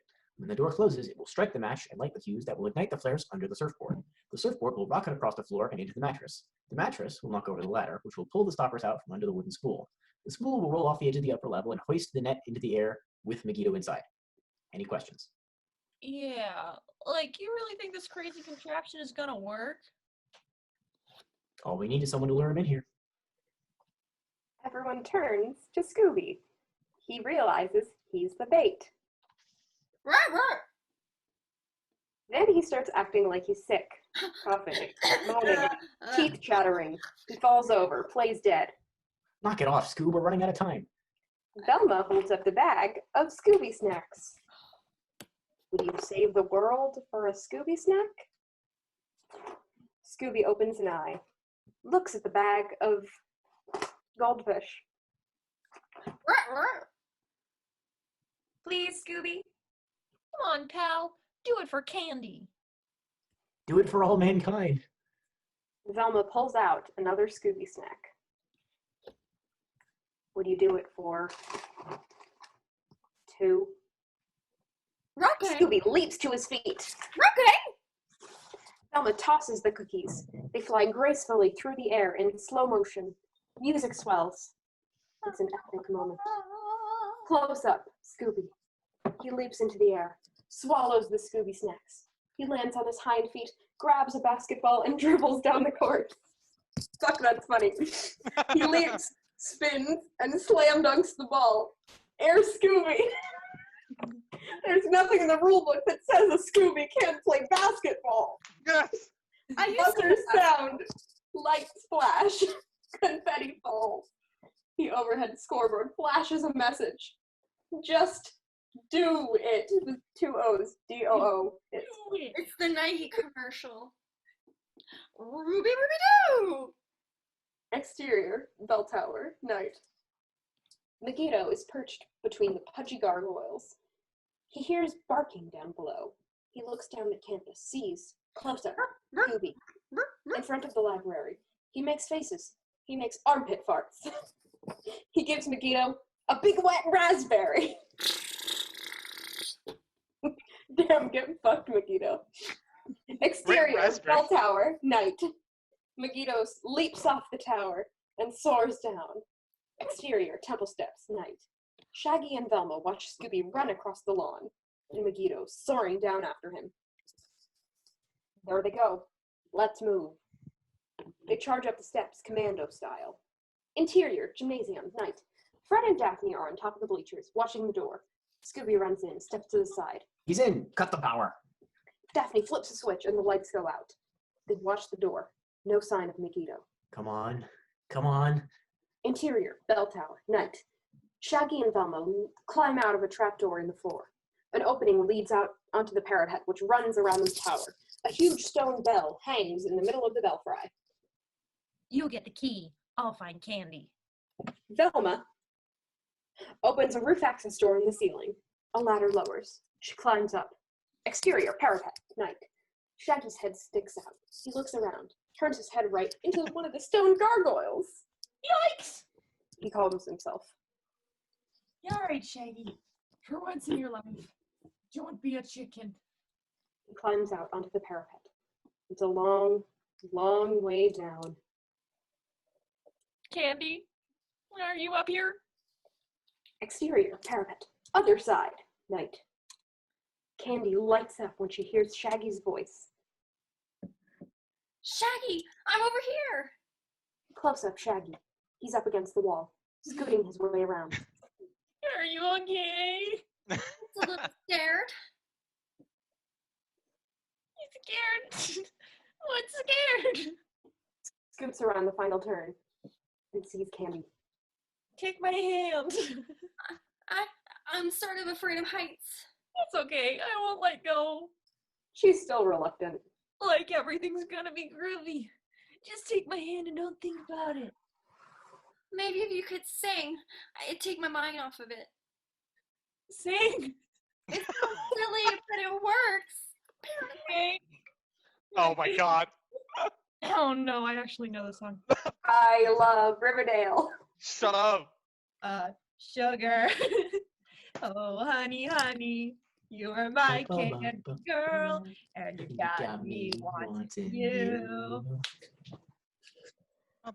He stands up, takes his hand, and they slowly scoot around the parapet, Shaggy singing the whole time. Still. Exterior, bell tower, roof, night. Velma can almost touch the soul storm cloud. She grabs the rod, tries to pull it off out of the roof. It won't budge.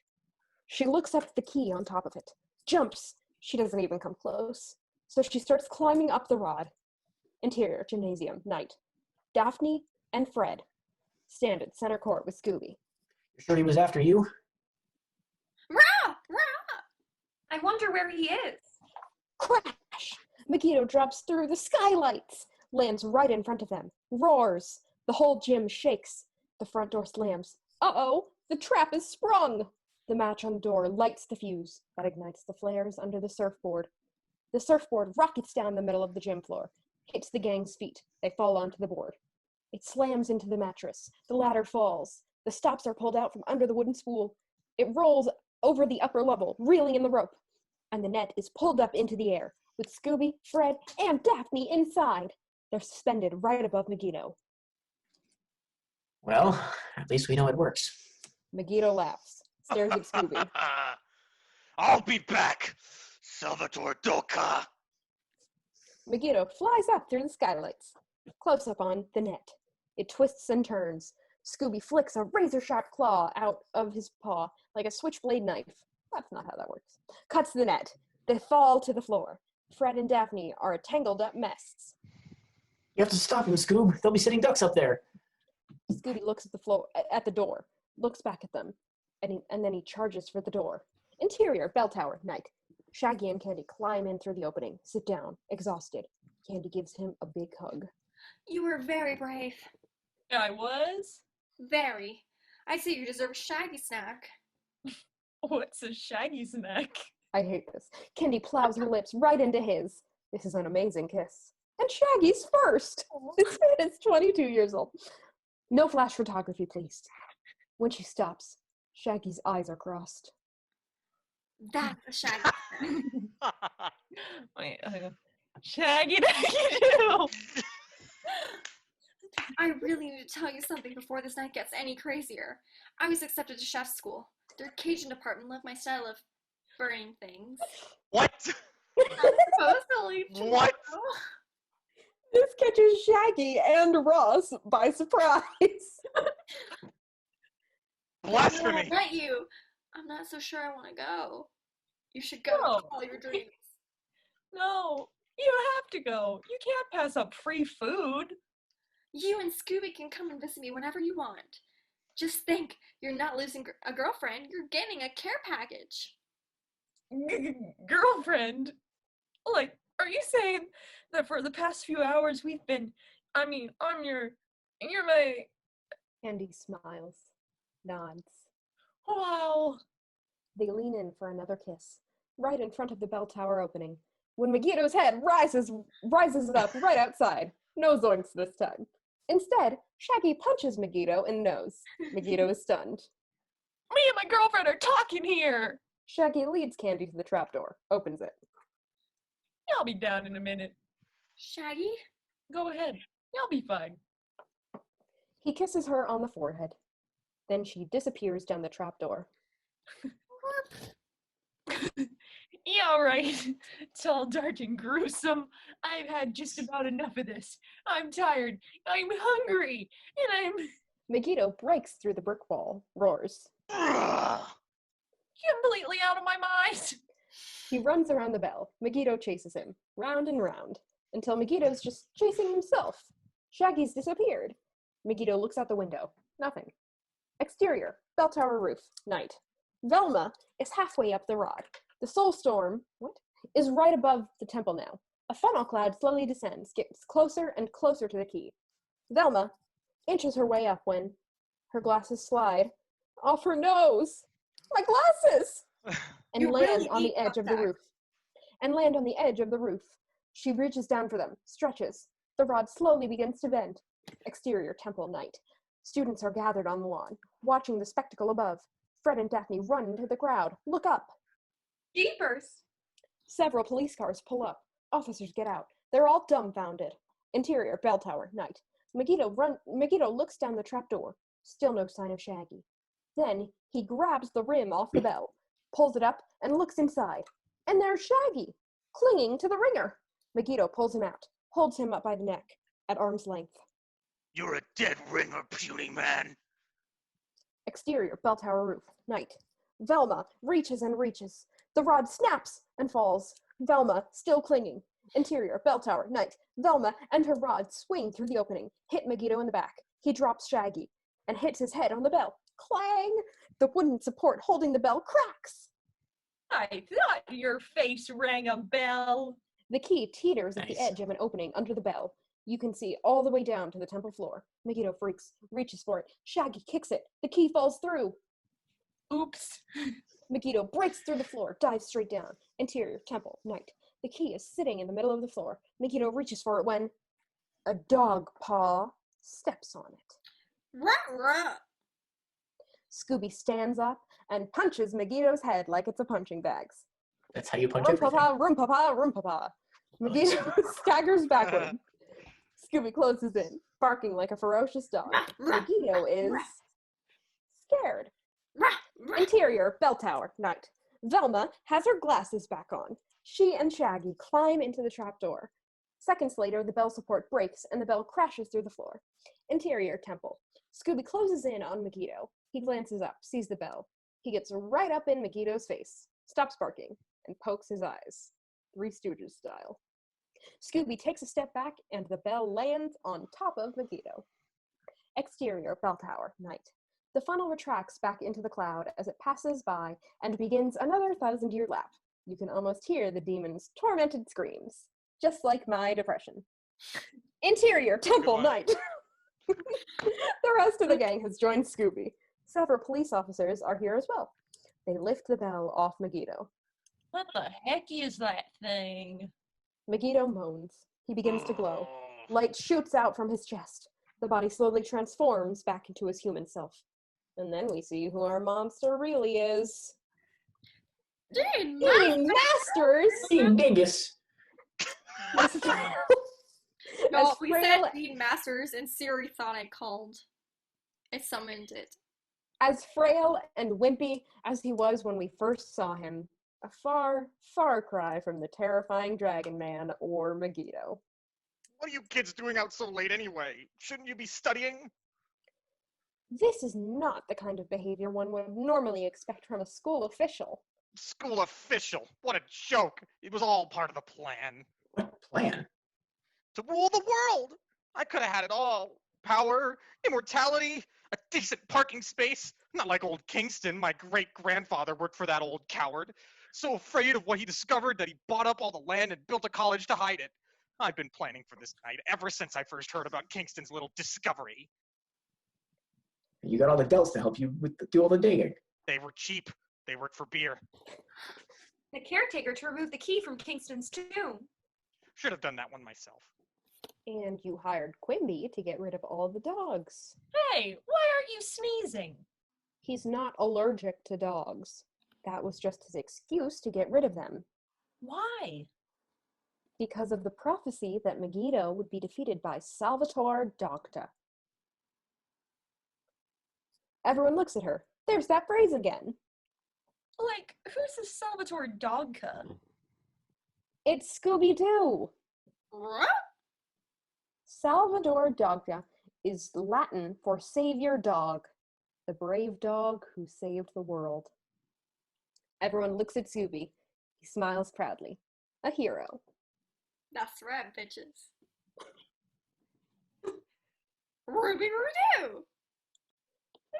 The police officers cuff Masters and drag him away. He screams like a madman. And I would have gotten away with it if it weren't for you meddling kids and that dog! Exterior temple night. The gang walks out of the temple. People cheer, surround them like conquering heroes. Shaggy sees Candy through the crowd. She smiles, waves, mouths goodbye. Then Shaggy is pulled away by the crowd. Maxwell runs up to Daphne.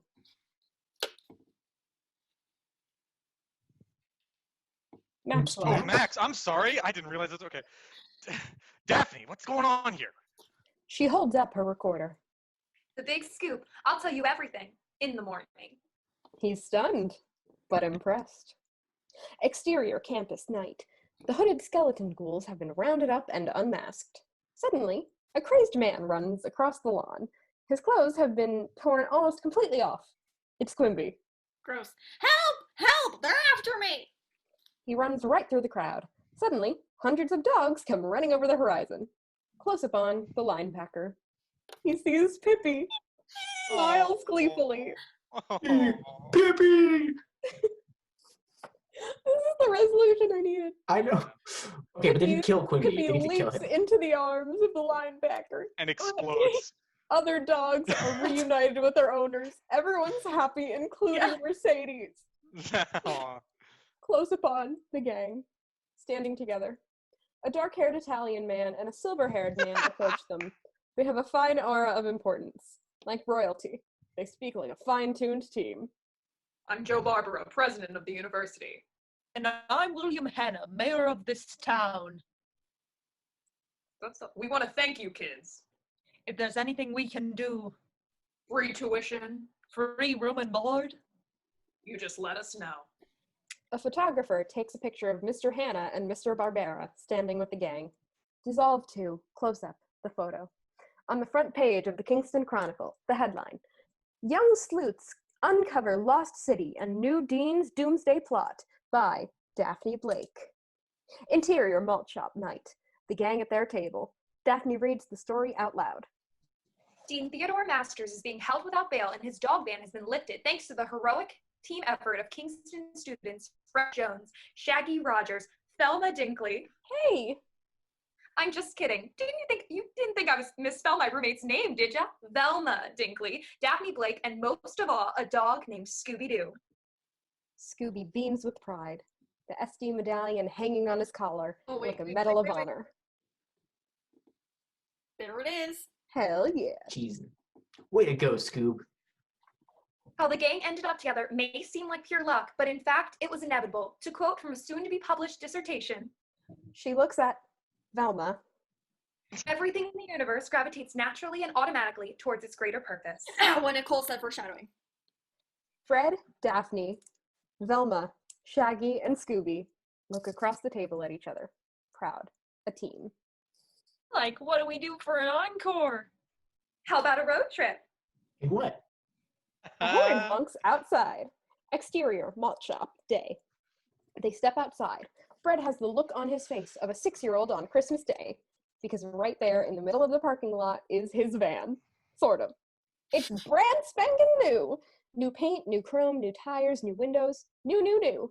And on the side where it used to say Love Machine, it now says The Mystery Machine.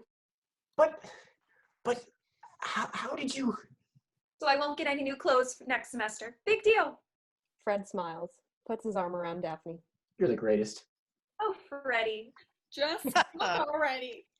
Exterior, back of van. Shaggy opens the back. There's a booth and a table. Also a stocked refrigerator and stocked cabinets. Wow! Check it out, Scoob. It's got everything. Not quite. Shaggy turns around. His eyes light up when he sees Candy. Candy? Yeah, I thought you left already. I forgot to give you something. She holds up a bag of Scooby snacks. Don't worry about running out. I'm gonna send a new batch every week. Scooby leaps up against her, licks her face affectionately. She giggles playfully. I lost my place. Oh, you take good care of him, okay, Scoob? Scooby hops down, leaving Candy and Shaggy face to face. Yeah, I'll bet another Shaggy snack. How about two? Oh. Cheers. They kiss. They kiss. They make out. The gang cheers. Candy walks Minute-long back to her- gratuitous sex scene. Gratuitous. One page one. Candy walks back to her Volkswagen, presumably. Waves goodbye and drives away. Shaggy and Scooby stand side by side watching her leave. Guess it's just you and me now, Scoob. And that's how Shaggy became a furry. He puts his hand on Scooby's head. And that's the way it's always gonna be from now on. Come on, you two. Let's hit the road. Exterior, highway, dusk. The mystery machine speeds down the highway into the sunset. Where are we going, Freddie? Gold City. Like, what's Gold City? It's a ghost town. Ghost Town? Like, past the chocolate sauce, Scoob. I got a feeling this is gonna be another long night. Ruby. The van passes a creepy old sign, Gold City, 300 miles, and heads right into cartoon history. Well, gang, guess that about wraps up this movie. But stay tuned. We'll be right back after these messages. That's the first episode. Woo! So, 1996 never produced film. It's been produced, kind of. Thank you to Mr. Yep. I forgot his name, but it had tit in it. Craig Titley. Yes. Craig Titley. Thank you, sir. I have a question. So, like, when the new Props van to Titley. pulls up, everyone, the whole gang, is, like, inside, and then the horn honks. Who was driving the car? Daphne's dad. That's true.